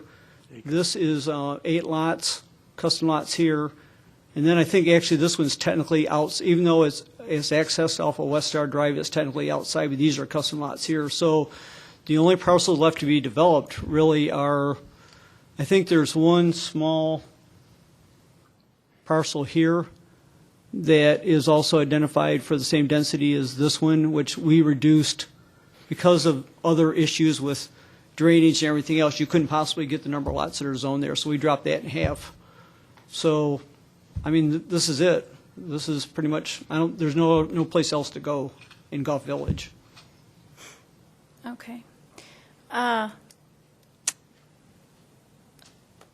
How would you feel about taking one more stab at talking with your neighbors at seeing if there's stipulations that they will feel better about? I know that one of them is that we require 25% of front porches. What if we increase that to 40%? What if, the four-sided architecture is something that's stipulated or we have in our design guidelines? I mean, maybe if some of those design guidelines were really laid out for the homeowners at this time that could see, what the final product would look like. Maybe a comfort zone would occur. It's funny, this whole case really brings back two memories for me. And first of all, thank you to all the citizens that have come out to make a difference in their community. I really appreciate that. But first of all, I'm an Arizona native, and I grew up at the base of Lookout Mountain from about 5th grade to graduating high school. Our house was the second house on the whole area. And the desert was my playground. The hills were my playground. And Bob Hope owned the hill across the street from us. So I loved my area. As the years went by, all of a sudden houses started coming across the street. And I thought, well, I'll take the ones right across the street, but then they started going on the hill. And you want to talk about me being pissed off at Bob Hope. He sold us out, and I was very upset. And so, I understand as a resident of the desert and your open spaces how you feel, and that you feel like it's being stripped from you. And I will tell you this, though. I told my father that no one's ever going to build me a house on top of a hill. I will live on the ground. But anyway, so I understand that point of view that you all have. I respect that. It's you feel like you own it all, and I respect that. The other thing, though, is that we are sitting with a case right now that if we did nothing right now, the council said, you know what, just don't do anything, leave it be. Newland has the ability to come in and build something that you guys cannot necessarily voice as much of an opinion that you're doing right now. I mean, the difference that we're making now and the things we can say are far better than if we leave it as is. We're talking about less homes. In the overall picture, you're talking about 1,100 less homes in your area, 1,100 less children affected by those schools. Okay, or 11, well, whatever it could be, but that's a big difference, and we're also at the ability here to ask Newland, can you really be better at what it's going to look like facing our homes, with the four-sided architecture, with the view fencing on the golf course. This also happened in Palm Valley within the last 6 months. The neighbors came out and got Suncor to work with them on what it was going to look like, and they were far better off with letting Suncor do the change, and they got to put what they wanted out there than leaving what it was, because there was no input then. So we're trying to find this happy medium, and I don't know if it's a matter of right now tabling it for a few months so that they can feel better. I know you don't necessarily want it, but I doubt you're going to be breaking ground in the next 6 months. I would really doubt that. But that's kind of where I'm sitting. I think that there's a way to make this work, and I think I did have one question. I know that you're only having to tell people 500 feet radius around of what's occurring, but did you tell the HOA? Did the HOA know what was going on? Mayor, Councilmember Osborne, first of all, the 500-foot notification does go to the HOA. The HOA is the one that set up the meeting rooms for us. So it was at Star Point. The meetings were at Star Point. So the HOA and I have gone in and met with the HOA voting members committee and gave a complete presentation to them. So I don't mind. You asked if I'd be willing to go back and talk to the residents again and look at some of those design issues. I don't mind doing that, as long as it's about design and not about the duplexes. But the design, I think, because of the quality of the T.W. Lewis homes in particular, you need design there. I know that the design for the higher density units to the northeast was very high quality. And if you pulled those up, you'd see that's very, very well done. So I don't mind doing that. I prefer not to wait for 2 months. I'd like to come back at the next available meeting, whenever that is. But I would be more than glad to sit down with the Kramers and everybody else and go through and say, what can we do to make this better, to address your issues? Okay. Yeah, because the example you brought in of the housing, the home sites that were on that golf course were not so pleasing and looked very outdated and not the quality I think that everybody's looking for. And I know you were just showing, Yeah. and it was an example, but emotions are high and everything means something at this time. I agree, it's old architecture, it wouldn't meet the design guidelines, but, okay. But in essence, you're going from, currently, right now, you are zoned for 50-foot parcels, correct? I mean, home sites. Right now, on this parcel, we have 324, you could have 324 50-foot wide lots, all two-story, if we want, and there's no design guidelines to control anything. What we're proposing is 293 with a mix of 50s and 45s with design guidelines, and we'll work with the residents to look at some of the other quality issues. I think that's a fair request. I don't have any trouble doing that. Okay. Okay, let me get to the ordinance here. Ask the clerk to read the ordinance by title only, please. Adopt ordinance 10-1207, providing for an amendment to the planned area development zoning for Estrella Golf Village on 126.8 acres, generally located along West Star Drive, 1/2 mile south of San Miguel Drive, amending the PAD land uses, development standards, and design guidelines as set forth in the Golf Village Planned Area Development Amendment, parcels 5.1, 5.3, 5.5A and B. Dated December 16, 2009, adopting supplementary zoning map number 10-011 to provide for the PAD zoning amendment, providing separability, and providing for an effective date. Okay, Mr. Prescott did mention that he would be agreeable to a stipulation that required the developer to notify residents of the Estrella Mountain Ranch on lost my screen on actions associated with the duplex area, and is that something that needs a stipulation, Rourke, or can we? Can you? Probably not a bad idea if you're going to vote on the zoning tonight. All right. So then we really have a couple choices here, and I'll see what you all would like to do. We can. One of our council members is suggesting we postpone this, I believe. And or we can move ahead with the motion in accordance with the package from the staff. Mayor? Yes.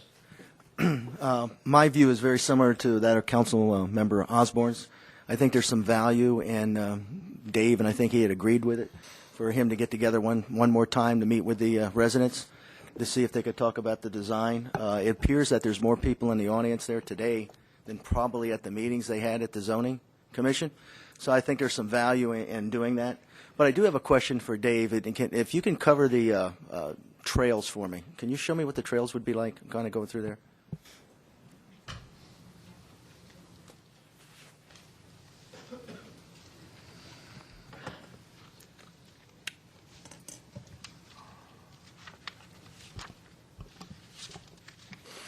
And I guess part of the question is, Dave, will you be cutting in any of the mountainside with your trails or proposal?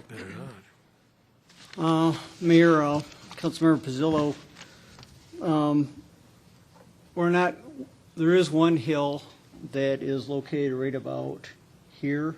It's about 20 feet high that we're removing, but there are no mountains on the property. And none of the trails we would be installing would remove any mountains or anything. What we've got here is, this is a major trail system that's run along the power lines.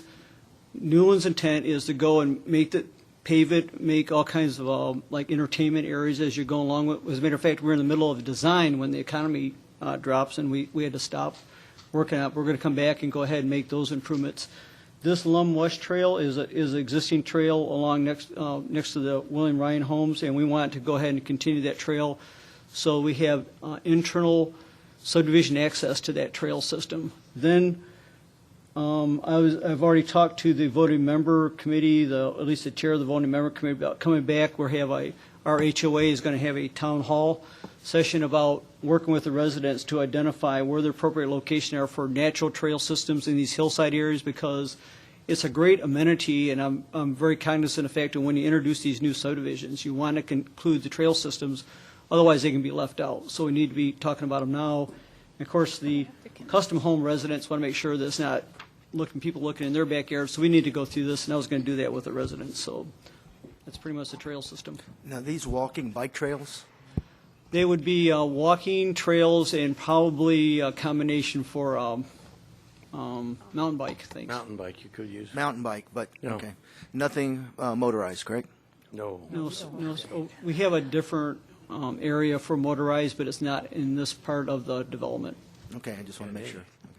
Okay, I'd like to, sounds like we have two people interested in one particular motion. Would either of those like to make the motion, and we'll work through that? Can I ask a clarifying question? Yeah, absolutely. Okay. But we do have two people that want to make a motion, I think. But go ahead, Rob, before we Well, do that. yeah, I just want to ask some questions. When is the road's not cut through yet on Yes.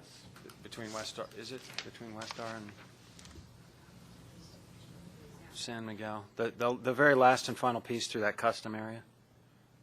This road, this West Star Drive already I exists. drive that. This right here? I drive that all the time. I have a friend that lives practically at the dead end, so I just want to make sure that that road that you're pointing at now is not cut in, right? Is cut in, But it's and not the paved. sewer and water is there. We're getting ready, we're bidding on paving right now. Okay, so this would be paved before you were to open sales on this site. Yes. So we would see traffic go. Likely, the most direct route is along that San Miguel, right? San Miguel, Yeah. and then The back West Star. this way. Okay. And that's why I was trying to point out that the people up here probably won't have much to do with the people here other than being across the golf course from them. But, And then, real quick, and then this may be a question, and stay there for a minute, David, if you don't mind, for Rourke. But what would prohibit us from kind of a hybrid option here of approving the zoning, but before we get final, or it's a pre-plat, right? Or we? No, this is an amendment to your PAD. This is amendment to, okay, so there's no secondary action that has to come back to us. Okay. Pardon me. Okay, My it's all right. misunderstanding. Did you still have a question, though, for David? Did, and this may be for staff and David, but did we stipulate in the master agreement back, the oversight, the issue of private streets behind the gate and the inspection and the 2-year and the standard? Does our policy apply such that we don't end up with the situation that we have in other arenas back of gate, that these roads are warranted for? And I'm going to look at Councilmember Osborne because she and I know this issue pretty intimately, because we live in a community that the roads started to fail after a certain amount of time, and everybody did this and pointed at each other and said it was the city's fault, and the developer said it was, the city said it was the developer's fault, the developer said it was the city's fault. So what kind of warranty period are we talking about back of gate for infrastructure? I have no idea. I'm not the developer, and I will tell you that 2-year part, warranty. I assume it's probably, It was 2 years, but I just want to. 2-year warranty on the roads. Mayor, Councilman Antoniak, relative to this construction and its warranty period, we treat it the same way as a public street. Okay. Except we don't take it as a public street.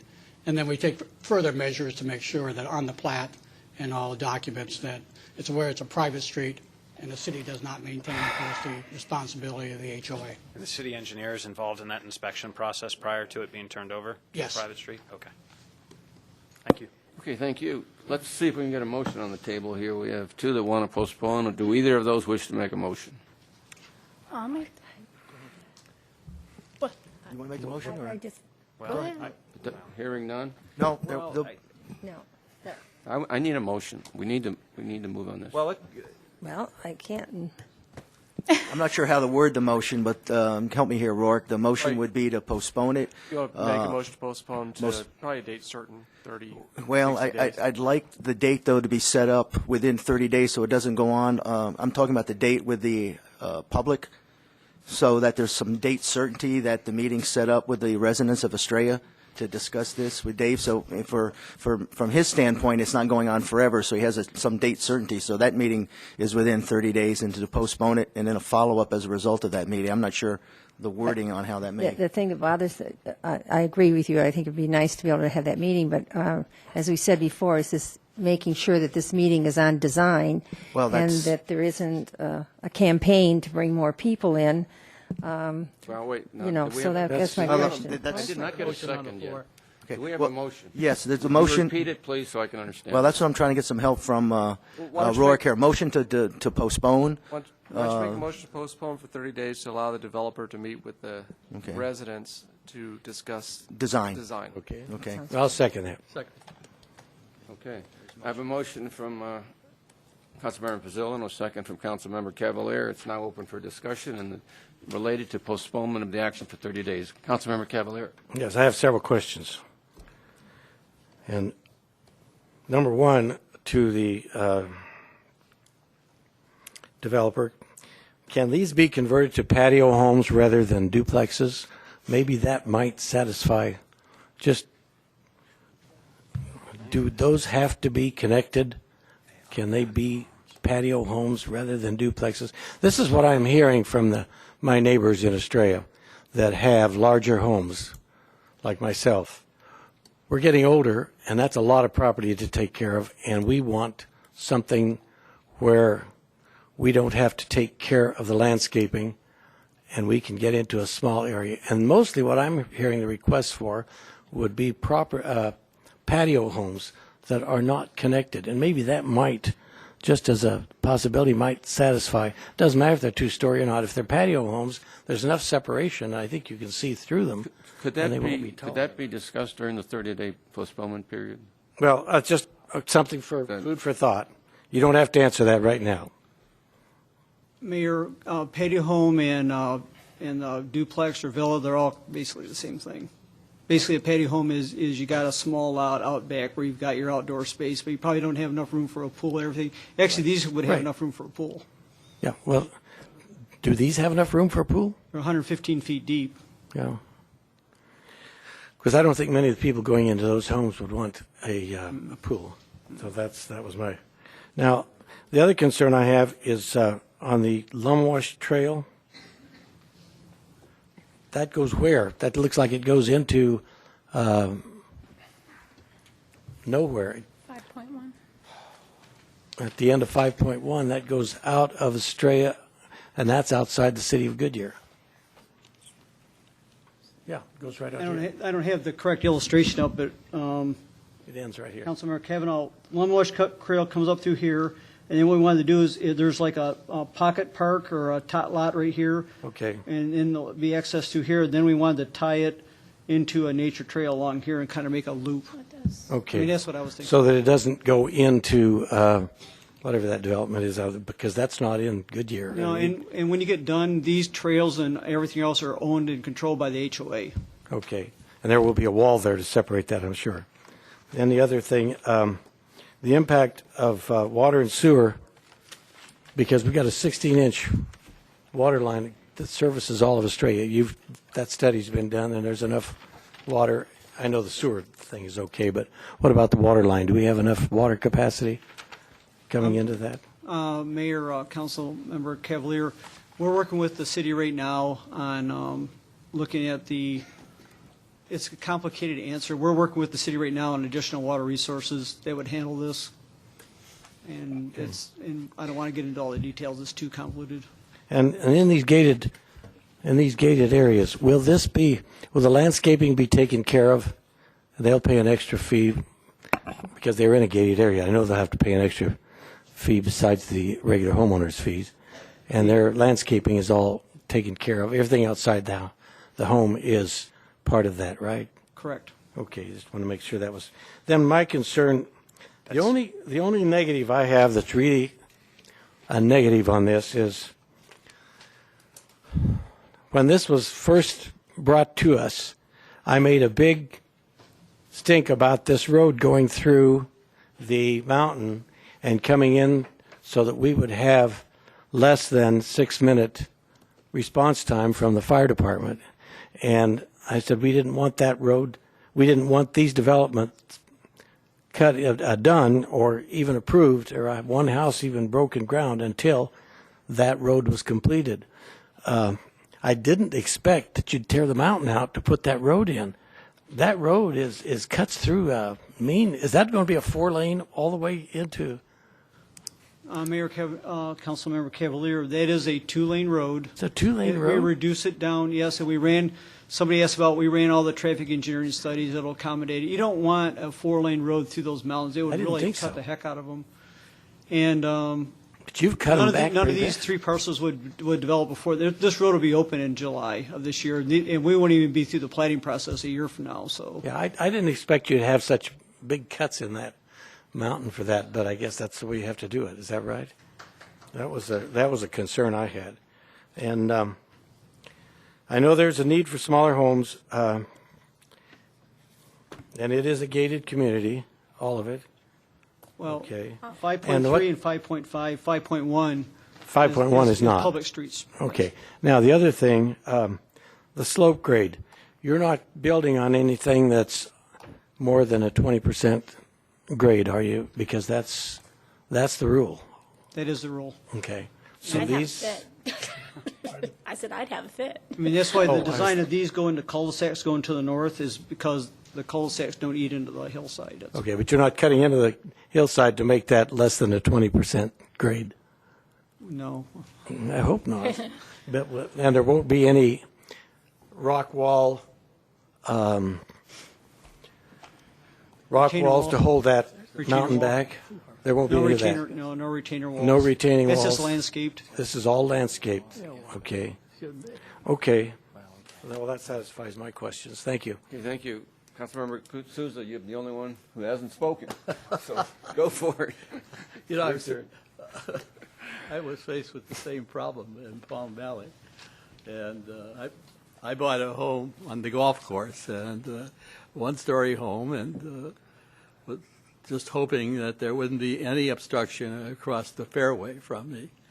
We were there for about a year and a half, and sure enough, they put up 2-story homes, and I have a very small view of Estrella Mountains. And so I'm kind of sympathetic toward the problem that some of you are faced with. And if we do postpone this meeting, it's certainly going to be an area that I dwell on, not only because of the sympathy I have for those that are going to be affected by two-story or duplex homes in their view. So I'll leave it at that, Mr. Mayor. Thank you very much for the time. Okay, thank you. We do have a motion and a second to postpone. Let's ask, are there further questions or comments? Mr. Pizzillo? No. Mr. Antoniak? Mr. Prescott, is your intent that if we delay this 30 days, that you're still going to stay the course and be back with us in 30 days, or I'm asking to get into your boardroom discussion head here. You've got a right tonight to walk away from this entire thing. You could have, in the middle of the conversation, walked right out the door, gone and taken your development rights with you and developed something to less of a standard than what is being requested of you tonight. And so I'm asking you, if we delay this for 30 days, is it in your good faith to stay the course, or do you think you'll get back and Mr. Bialy and you will discuss it and Mr. Bialy would get animated? You had to bring in Mr. Bialy. I'll pick on Greg. The thing is that And we're and here. I'll pay for it later this week when he comes. Yeah, this is a master plan development, and Newland's here for the long term, and these residents are our residents. We want to work with them. We're not interested in going in and putting in something that's bad quality or anything else. And I don't mind meeting with them, explaining more to them. As a matter of fact, I've already met with the voting member committee I offered to give a complete presentation on everything we're doing. I did present these lots at the annual HOA meeting in June, July. Just a lot of people don't attend those meetings. So, but anyway, no, I'm fine with going back and talking to residents and talking about the design issue. If that's the issue.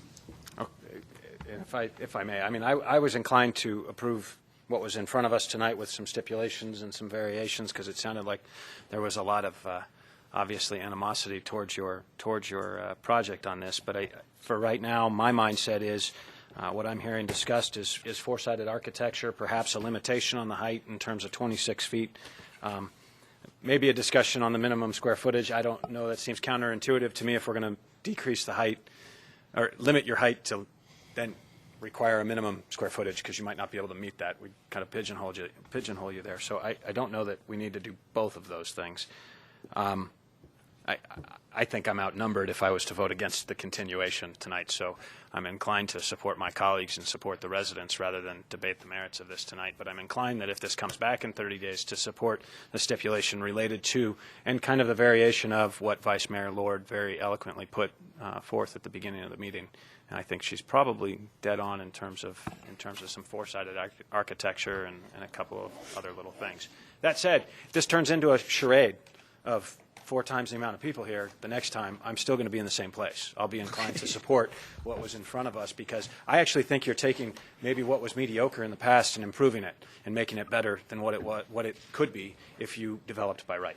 And so I think that's an important logic for residents in the area to assume. We don't have a right to say yes or no they can or can't develop. They can go and pull permits tomorrow to develop something that is much less desirable than what you all want to see out your back door.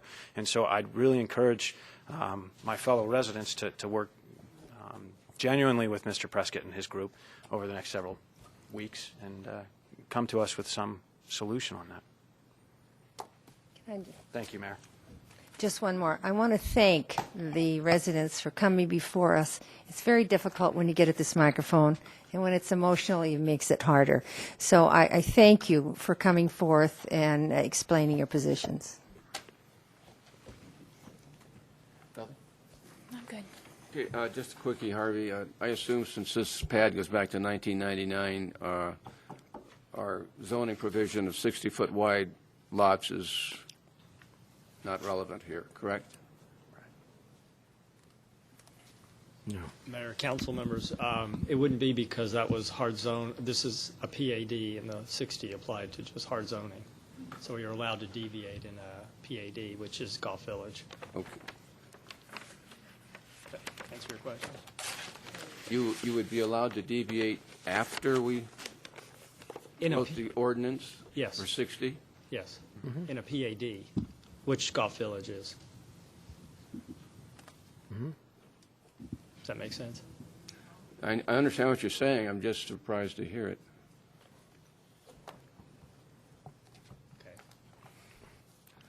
Okay, we have a motion and a second to postpone the action for 30 days in Estrella Mountain Community, Newland Community. We'll get with the residents of that community and work through these problems. Could I have a roll call? I guess I don't need a roll call vote. All those in favor of the motion signify by stating aye, please. Aye. Opposed? Unanimous. Thank you. Can we take 5 minutes? Yeah, why don't we take a quick break? How about 8 o'clock, we'll be back? Oh, we have the motor.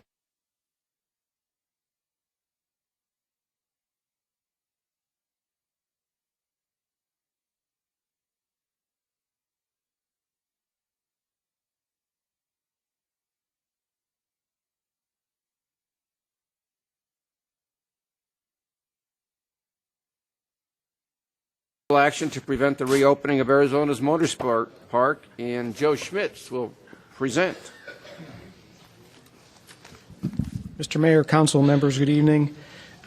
This item is being presented to you tonight for consideration of a resolution to express the city's position with regard to a lawsuit between the county and Arizona Motorsports Park. As you know, the Arizona Motorsports Park was granted a special use permit in 2001, and then after it opened in 2003, there were a number of complaints regarding noise generated by the facility. The county then took action in 2004 to revoke the permit for the racetrack, and they have been engaged, the parties have been engaged in litigation ever since that time. Recent ruling of the Arizona Court of Appeals was unfavorable to the county, and the county then began discussions regarding entering into a proposed settlement agreement with Arizona Motorsports that would allow the track to reopen under certain terms and conditions and avoid the need for further litigation. The terms of the settlement agreement have been presented to the public by county staff at a recent series of meetings, And after reviewing the terms of the proposed settlement agreement, staff is concerned that it does not go far enough to protect the residents of Goodyear from the adverse impact of excessive noise that would be generated by the facility. So we have asked that you adopt a resolution formally establishing the city's position.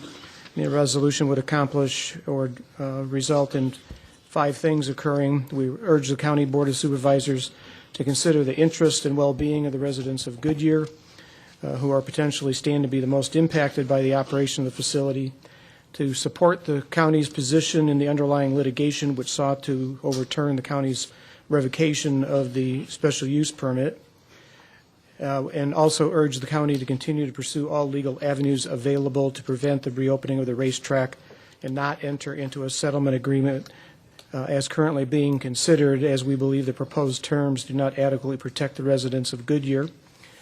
We also urge the county to require that any settlement agreement adequately protect the residents of Goodyear from the adverse impacts of noise levels that might result from the operation of the racetrack. And finally, authorize the city manager and city attorney to take such actions necessary and appropriate to further the intent of the resolution that is being considered. So with that, as background information, we respectfully ask for the council to consider adoption of Resolution 1360, supporting the county in their lawsuit. Okay, thank you. Thank you. Comments from the public? Any comments from the public? Seeing none, could the clerk read the resolution by title only, please? Adopt Resolution 10-1360, supporting continuation of lawsuit filed by Maricopa County Board of Supervisors to prevent the reopening of the Arizona Motorsports Park racetrack, urging Maricopa County Board of Supervisors not to enter into proposed settlement agreement with Arizona Motorsports because it fails to adequately protect Goodyear residents from potential adverse impacts of operation of the racetrack, and urging Maricopa County Board of Supervisors to require that any settlement agreement with Arizona Motorsports adequately protects the residents of Goodyear from the adverse impacts of the noise levels that will result from the operation of the racetrack. Okay, thank you. Could I have a motion to approve to adopt the resolution, please? So moved. Motion from Councilmember Lord and a second from Vice Mayor Lord and a second from Councilmember Souza. Open for discussion. No, just that I'm pleased to see we're taking an action, because I wasn't pleased at the results. Me too. Mr. Mayor, we've been involved in this since 2001. Yeah, 2001. And I don't know why I keep saying 1940, but that's right. And, we've been involved in meeting after meeting relative to this problem. And if this is the last stand that the county is making, then I think we should support the resolution. The noise that this is going to create for a good part of the northern section of the city is going to be very great, and I think the council should take that into consideration when they review what this resolution contains. Thank you very much, Mr. Mayor. Thank you. Could I have a roll call vote, please? Councilmember Cavalier? Aye. Councilmember Antoniak? Aye. Councilmember Osborne? Aye. Councilmember Pizzillo? Aye. Vice Mayor Lord? Aye. Councilmember Souza? Aye. Mayor Kavanaugh? Aye. Passes 7-0. Okay, thank you. Now, comments, council members, on current events? Well, most of the week I was out of town, but I did attend on Saturday the Celebration of Hope.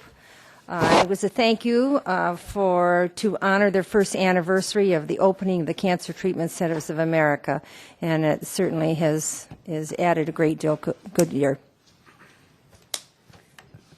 I have some, Frank. And I have, I just wanted to let the council know that the El Paseo subdivision on Van Buren that came to us as a request from Maricopa County and the group from, I think it's Vista, that we're going to revitalize $800,000 revitalization project.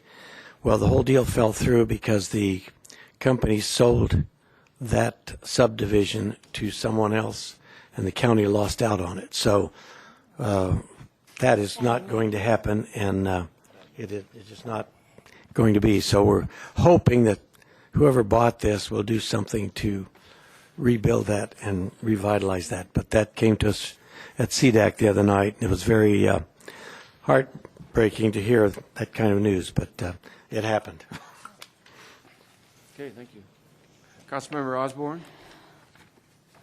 Yes, I attended the Wildflower Ranch HOA meeting and also the Avondale School District meeting, and they were honoring 2 of our SRO officers. I attended the MAG Continuum of Care annual homeless luncheon and attended the faith-based roundtable.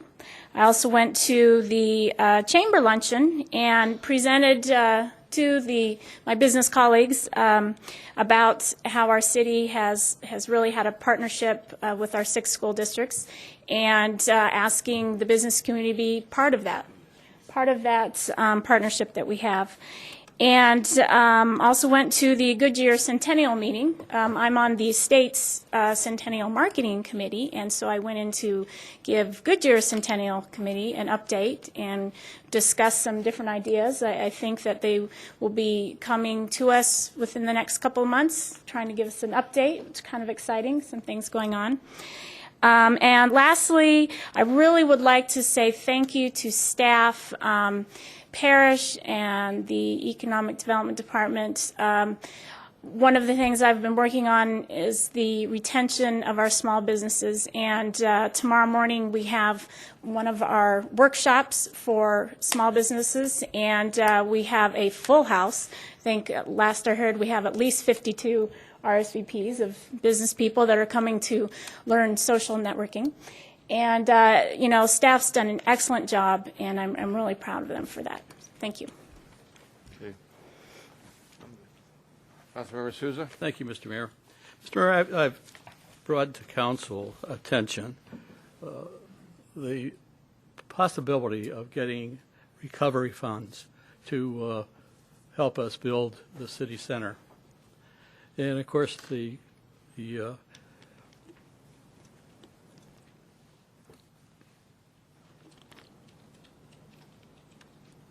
area that I'm concerned about is that we've been told that we don't qualify for these funds. Now, I've got a copy of the Human Sun where it says Congress allocates $28 million to Yuma project, and recovery funds will finance a new federal courthouse to the tune of $20 million.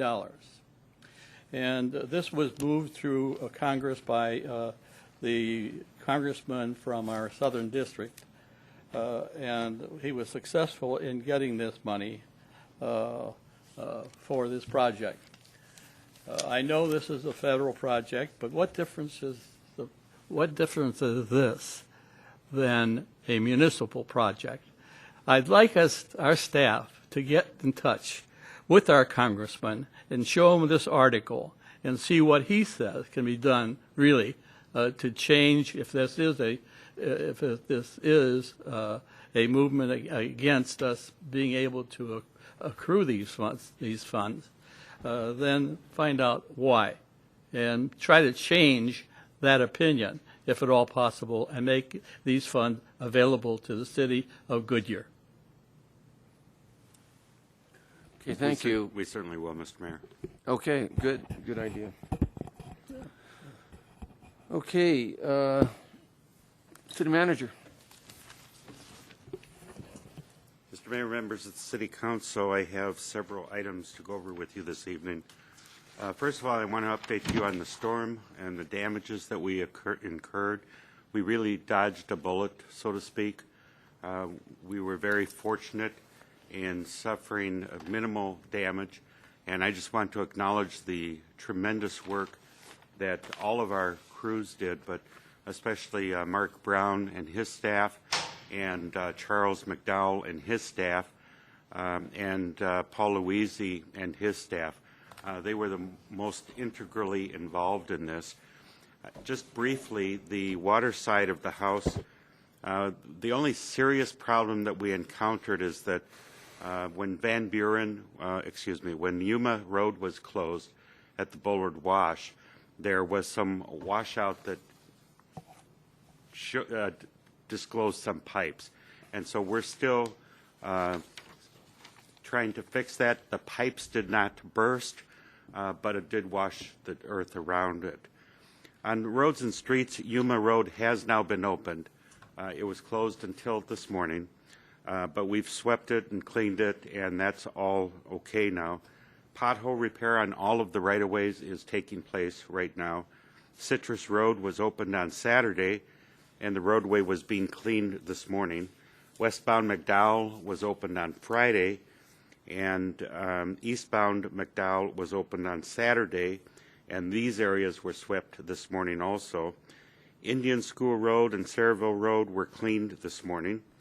A streets crew checked out Rainbow Valley, and we began making repairs on the roads in that area, and they will continue to work southward to any issues in Mobile as efforts progress. And there weren't any serious problems in the Mobile area. We did check on that several times, and there were some minor street 3-inch ruttings and stuff like that, but there were no major problems. Camelback was opened at an unknown time by an unknown agency or persons, but we formulated a plan to make emergency repairs to the south shoulder, which will prevent further erosion when additional storms occur. And staff has been picking up signage and barricades from all the closures and flooded areas. Unfortunately, a number of them were stolen during the storm activity. Fleet and equipment, Police Unit 228 was damaged by an uprooted tree during the storm. The unit is currently being evaluated for costs for repairs. And on facilities, we had roof leaks in the development complexes and the ballpark. They have been passed along to the builders for warranty work. Drain downspout at the Public Work Administration lobby was inspected with the micro camera to see if we could find out where the leak was being, or what the leak was being caused by, and repair options are being evaluated right now. And then the leak above the first floor offices in Public Works has been repaired, and so there's no problem there. That's about the extent of our damage. I mean, so we were really lucky. We did have surface flooding of the streets and that, but the crews, as I mentioned, did a fantastic job. So I do want to thank all of them. The next thing I'd like to mention is that, as required, I wanted to inform you that David Ramirez has been appointed as the city engineer, as the director of the department. I told you this on January 14th, but the requirement is that I also tell you at the next council meeting.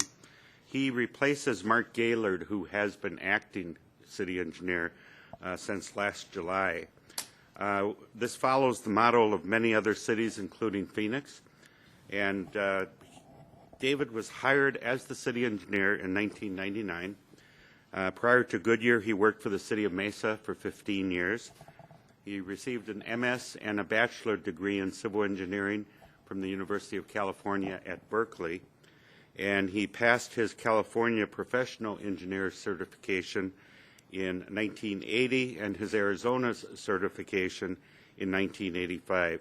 So I hope you'll all join me in congratulating David as the new department director for the engineering department.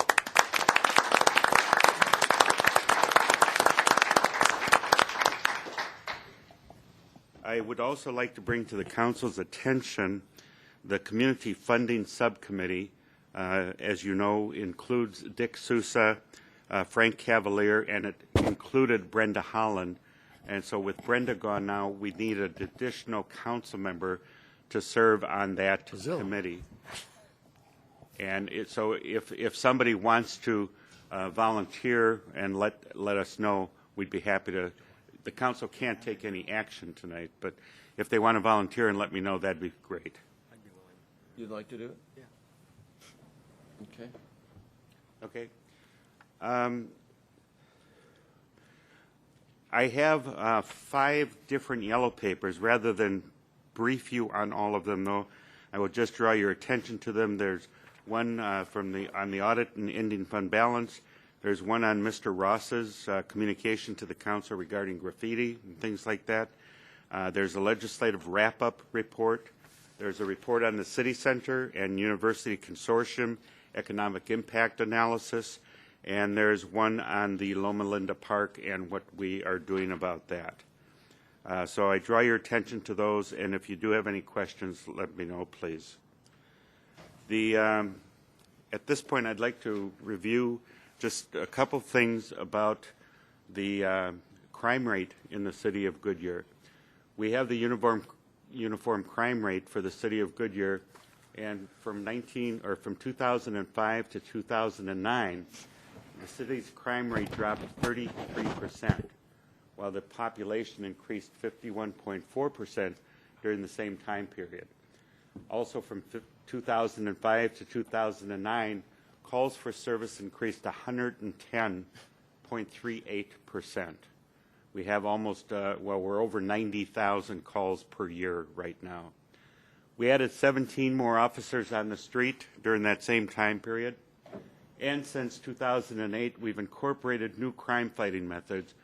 The 2 most notable are the ComStat, which is a statistics-based management system to increase accountability, and the new street crime unit for strategic deployment, and those were both done in 2008. This shows you the population 2005 through 2009 estimate as of July 1st, 2009. And the violent crime rate was 2.57 per thousand population in 2005, and it is now down to 1.97 in 2009. The property crime rate was 49.49 per thousand, and that is down to 32.92 in 2009. And the total Part 1 crimes went from 52.06 per thousand to 34.88 per thousand. And this shows you the calls for service on an annual comparison. In 2006, there were 56,281 calls for service. And in 2009, that was up to 89,982. So that's a tremendous increase. I just wanted to bring this to your attention and to congratulate Mark Brown and all of the people in the police department for the extremely fine job that they do for us. I mean, this is an incredibly fantastic record that Goodyear should be very proud of. Mark, thank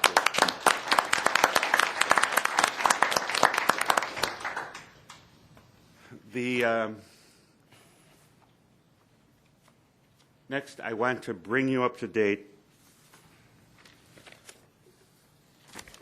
on the question that came up at the last council meeting about the $4.1 million that we identified in the audit, and answer the question of how did we get that and why didn't we know about that. The things that I will address briefly tonight are the makeup of the general fund, the 2 definitions of the general fund that we use, how contingency funds and fund balances differ, how ending fund balances are derived, timelines for forecasting budgets, how deficits can be managed in the short term, and the basis for the sales tax increase. First, the legal definition of the general fund, and this is from our budget book, incorporates the general fund of $90.9 million. And that's made up of, as you can see in the pie chart, the operating budget of $50.3 million, the debt and other ongoing expenses, $4 million, transfers out of $8.2 million, one-time expenses of $11.5 million, and the contingency of $16.9 million. And the contingency funds are reserve accounts for rainy days. It's not meant for day-to-day operations.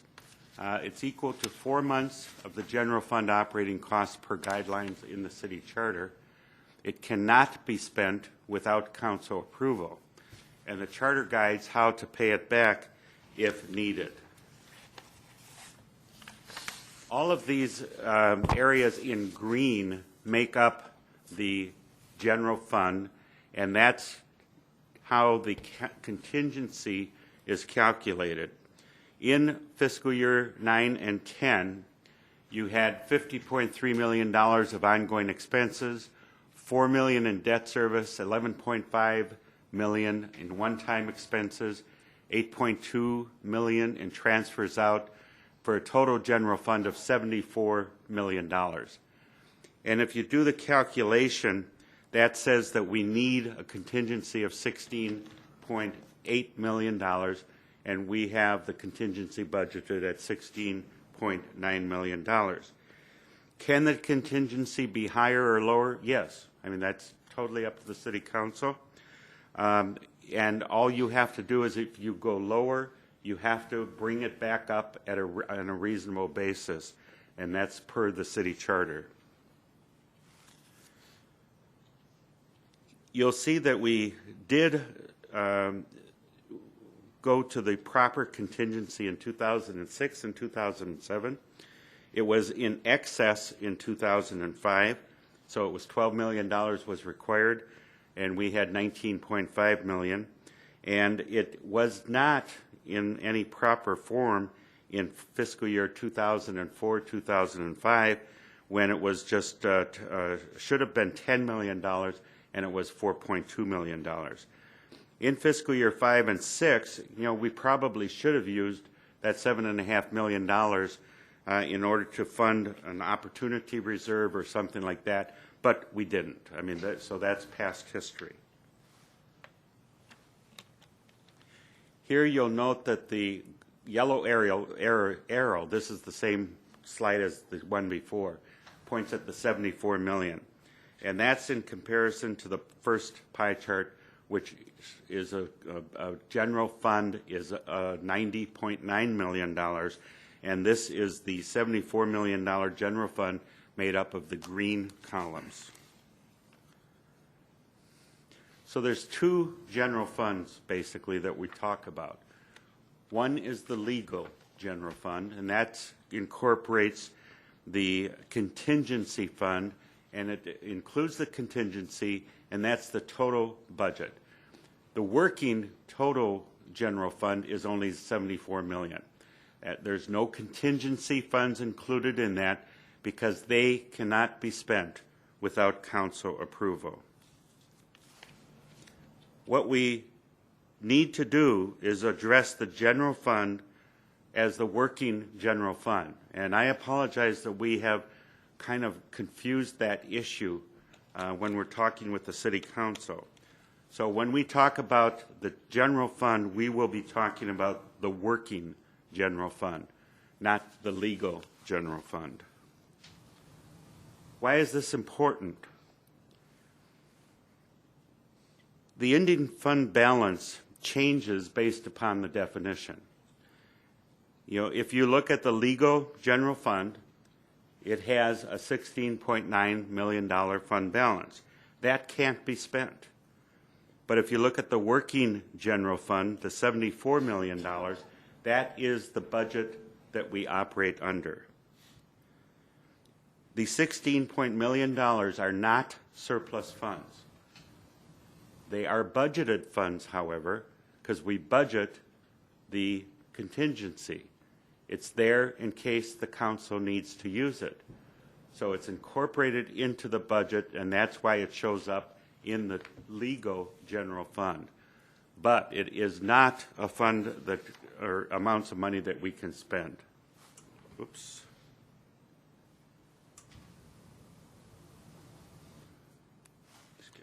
Excuse me one second. Okay.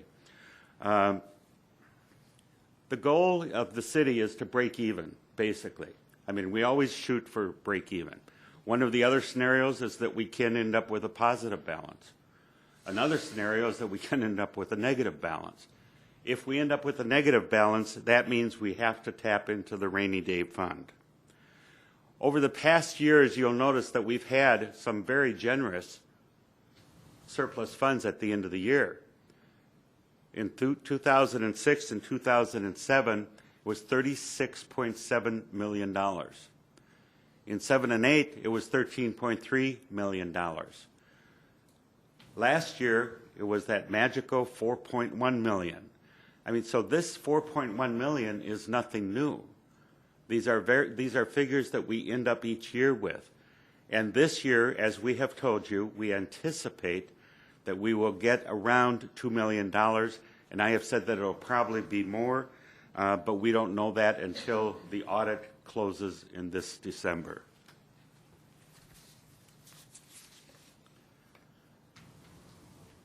This is a simplistic approach to the fund balance. It shows $74 million in revenues and $74 million in expenditures, and it's a zero fund balance. The more realistic approach is revenues of $74 million, expenditures of $64.8 million. Fund balance, therefore, is $9.2 million. And then we also have to rebudget the $9 million by carrying it over. And so your true end fund balance is $200,000, or 0.2. Those are funds that are available for spending by the council because they are in excess of the contingency fund that we have. Let me talk for a moment about the forecasting timelines, the difficulty that we have. Last month, we identified, or the auditors identified, that our fund balance, that we had achieved $4.1 million more than we had anticipated. Let me show you how the 08 and 09 budget was created. In February of 08, we start the budgeting process. In March of 08 to May of 08, we present the budget to the council. The tentative budget was approved in May of 08. The final budget was approved in June of 08. The final 08-09 sales tax actual data came in October of 08. So here we have been doing a budget guessing what the sales tax dollars are going to be. We finally know what the audit shows us in December of 08. The CAFR audit results for fiscal year 08 are given to us, and that was when we find out what the balance really was.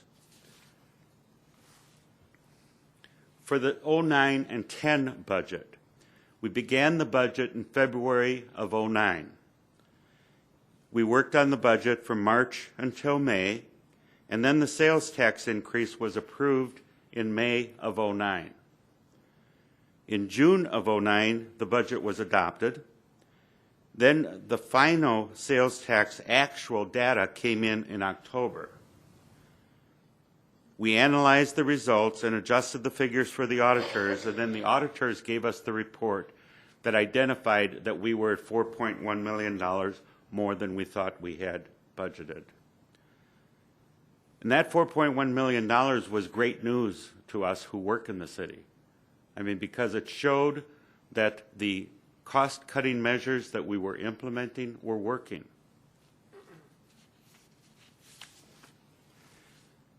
Here's the difficulty with trying to budget on this timeline.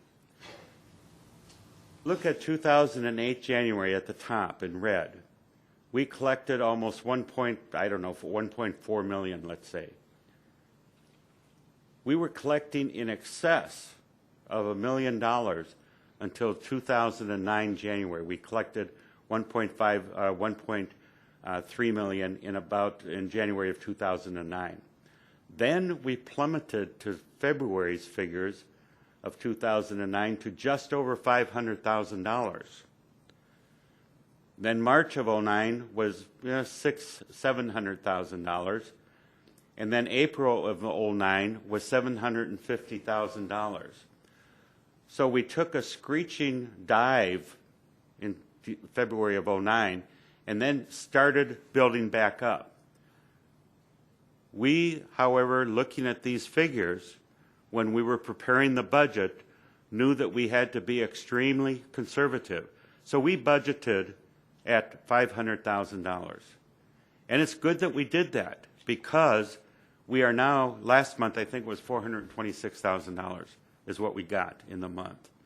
So that's the difficulty in preparing a budget that deals with millions of dollars a month, and now we're struggling to get to $6 million in a year. So how did the $4 million fund balance occur? Basically, it was due to conservatism in forecasting. We were very conservative. It is due to favorable construction costs on projects. Good news today was we just got the new bids for the completion of the 157th Street water plant, and they came in at I think it was $3.3 million or something like that, and we had projected that it would cost $4.3 million, somewhere in that neighborhood. So construction is extremely favorable right now. And then third, CFD funds already collected and held for years for Palm Valley. We were able to tap into those and release them to subsidize the street improvements. The important thing to remember, however, is that these are one-time funds, and a sales tax is ongoing funds. And we needed ongoing funds, and that's why we came to you and recommended that there be a sales tax increase. This shows you the '09 and '10 budget, and the fact that one-time revenues and expenses, that we budgeted a $339,100 surplus in the total budget. That was made up of ongoing revenues, a deficit of $4.3 million, and a surplus of $4.6 million in the one-time monies. So as you see, on an ongoing basis, we are still in the hole. We have to prospectively look at the future of the budget, and this is what we constantly are trying to do. We are trying to make sure that what the city is doing is sustainable, and that's a critical word, sustainability. Several of you have asked, did we really need to raise sales taxes? Without it, I can safely say that we would have been in the hole $7.3 million instead of $4.3 million, because we collected $3 million of extra sales tax because of the tax increase. This shows ongoing versus one-time revenues and expenses. And it shows on the preceding slide, you saw the deficit, and this shows a $6,785,000 deficit under ongoing expenses.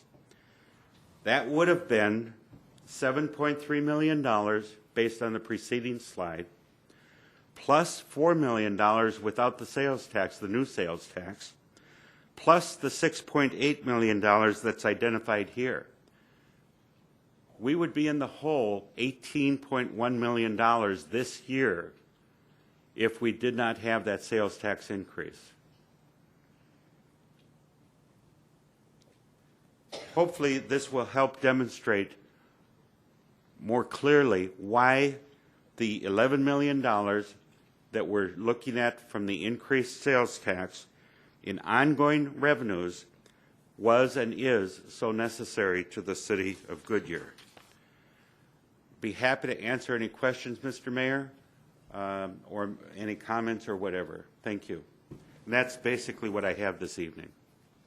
You, in your paper, you had suggestions for using it, the $4.1 million? Yes. Can we go back to the last chart? That one? Yeah, that's The good. 10, 11. Okay, I've got several. Who else have comments like to make? Yeah, I had talked to city manager on that if we did have an excess, or it's not an excess, but that amount of money he chose to divide up and suggest where it should be spent, my feeling is that we don't spend it, that it stays in the coffer until a time shows that we are able to spend it, with the intent of still replacing equipment and all the points that he made that were needed in the city. But instead of just already spending it, I would just like to keep it in reserve to see how our finances progress. That was my concern. If I may, Mr. Mayor, just, Mr. Lord, thank you. Those were just suggestions. They're going to be considered by you Right. as part of the budget proposal, whatever we end up with. So, thank you. Mayor?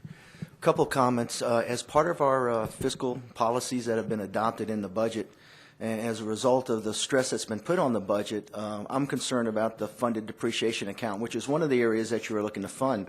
And my concern is over the years that account has been drained, so to speak, and those funds are gone. And the reason for the setting up that account originally was so that if you have replacement vehicles, as cars or computers, et cetera, down the road, they wouldn't vie for the same type of dollars of replacing ongoing expenses, say personnel or projects, et cetera.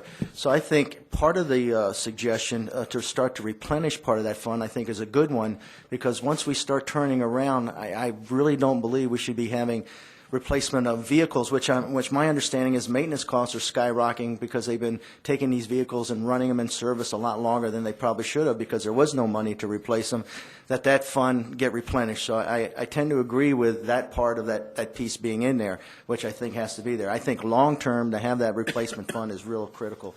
Second part is I saw, I think it was $800,000 that was kind of not specifically recommended, but I would like to see maybe through the budget process, different departments vie for one-time monies that can be spent to make this city more efficient, effective. It could be a software program, it could be a process, but some initial investment of a one-time that long-term keeps on-go costs down.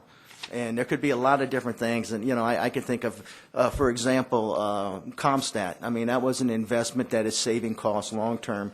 I remember when the police, were filling out reports, by hand, as opposed to now having the computers, which save time and patrol time, et cetera. So, again, to me, if there's incentives to spend some one-time money that'll help us keep our costs down ongoing, I think that's important. So those are kind of a few comments that I have. And I appreciate the details that you showed on there. Thanks. Thank you, Mr. Bazil. Maybe just a question, that the capital improvement items that we talked about in terms of the public safety and 911 system, that's all still part of your baseline assumptions? Yes, it is. Okay. I think I'll hold my, I appreciate the explanation. I think it was a great explanation, and you still have a job to do ahead in terms of some of your budget cuts and savings, but I'm going to hold my suggestions for you until we have a lengthy discussion about the budget process, and Thank you, Mr. Antoniak. once the committee has had time to digest this as well. Anything over here? This side? Well, I have some things, but I want to talk to you. This will take more time than I think we have tonight, and I'll talk to you about them in private. That'd be the easiest. To at least question them, if you don't mind. Thank you. Councilmember Osborne, good. I'm digesting. Pardon me? I'm digesting. I'm not going to say anything. All right, I don't know why we're making such a big emphasis here on ongoing versus one time. They're both part of the general fund. Yes, but ongoing keeps coming back, so you can rebudget it one time. Once you've spent it, it's gone. I know, but what I see there is that we have a surplus of what you call one time, which is general money, general fund monies, which could be used for O&M. Yes, and we are suggesting that we do use some one-time monies, but we're trying to balance it so that we don't use too much one-time monies, because then we're in real trouble as the year goes on and that money does not come back again? Yeah, I still remain concerned about the 4.1 million that we didn't know we had, and actually, since we spent 3.1 million of it, the 20 million, it's actually more money than we thought we had at the end of the year. And I understand it may not have been known at that time when the tax was implemented or voted on. It was implemented later. But, you know, we're talking about finding $4 million we didn't know we had, and we taxed the people $4 million. And I think the people have a right to question that. And what are we going to do with that money? Was it right in the first place? And that question, I think, is still out there. But we do have to, as I understand the paper, conclude how we're going to use this money. And since we just raised the taxes for the people, I think it's inappropriate to use that money for beefing up a reserve for vehicles. If we needed that tax increase, I think it should be for more immediate and more pressing requirements now and long term. So I wouldn't be able to support that. This is a very tough time. Our people, including this mayor, can't afford to replace his own vehicle. And I think for us to put money aside to be able to replace government vehicles is the wrong thing to do unless it really needs to be done, and it clearly doesn't have to be done. It's a noble requirement. I think all governments have to consider it, but this isn't the time in a budget, very difficult budget scenario that we exist today to be doing that, I don't think. So I think we need to have a good, strong council discussion on this subject. Maybe it should start with the city center education meeting on the 8th of February, because there's money's going to have to be applied to those requirements. And I agree that it is important to discuss it during the budget process, which Councilmember Antoniak mentioned. But I think the sooner the better, that this council needs to make some tough decisions about where really are we on this funding, how much do we have to spend right now, and make sure we spend it wisely. So I'm not confident we're there yet, although I was impressed with the briefing. The briefing was a good briefing. Thank you, Mr. Mayor. Any further questions of staff by council? Mayor, just real quick observation for our newly anointed city engineer. Can you check the scouring on the overpasses since the storm? Just the construction we have active around our overpasses. I know it's not our project, but there's a lot of scouring in that area that's been excavated. You mean on I-10? Yeah. Okay. Just make sure that it's stable. I noticed some exposed underlayer on the way to council meeting on the north, coming southbound on Litchfield Road on the north side of I-10. Yeah, and Mr. Mayor, one more thing Sorry, on that. I just want to point it out. Sorry to call him out in public, but I would have forgotten. I got something to say, too. If Thanks. the Bullard Avenue, the new Bullard Avenue from Van Buren south to Yuma, we had couple of low spots in there that attracted water. That's a new street. Is that under warranty? Can that be fixed? Is that something that we can call a contractor back? I'll check on it, but that does, as you'll recall, that was put in as a temporary road. It does not include drainage, so we can certainly check on it, and I will let you know, Mr. Kevler. I appreciate that. It brings to mind one other question I thought of over the weekend. Could you get with flood control, the staff, and get a report on the status of the McMicken Dam? Oh, yeah, that's right. Yes, I will. Yeah, thank you. How it held up. Yes. That would be good today. Okay, meeting's adjourned.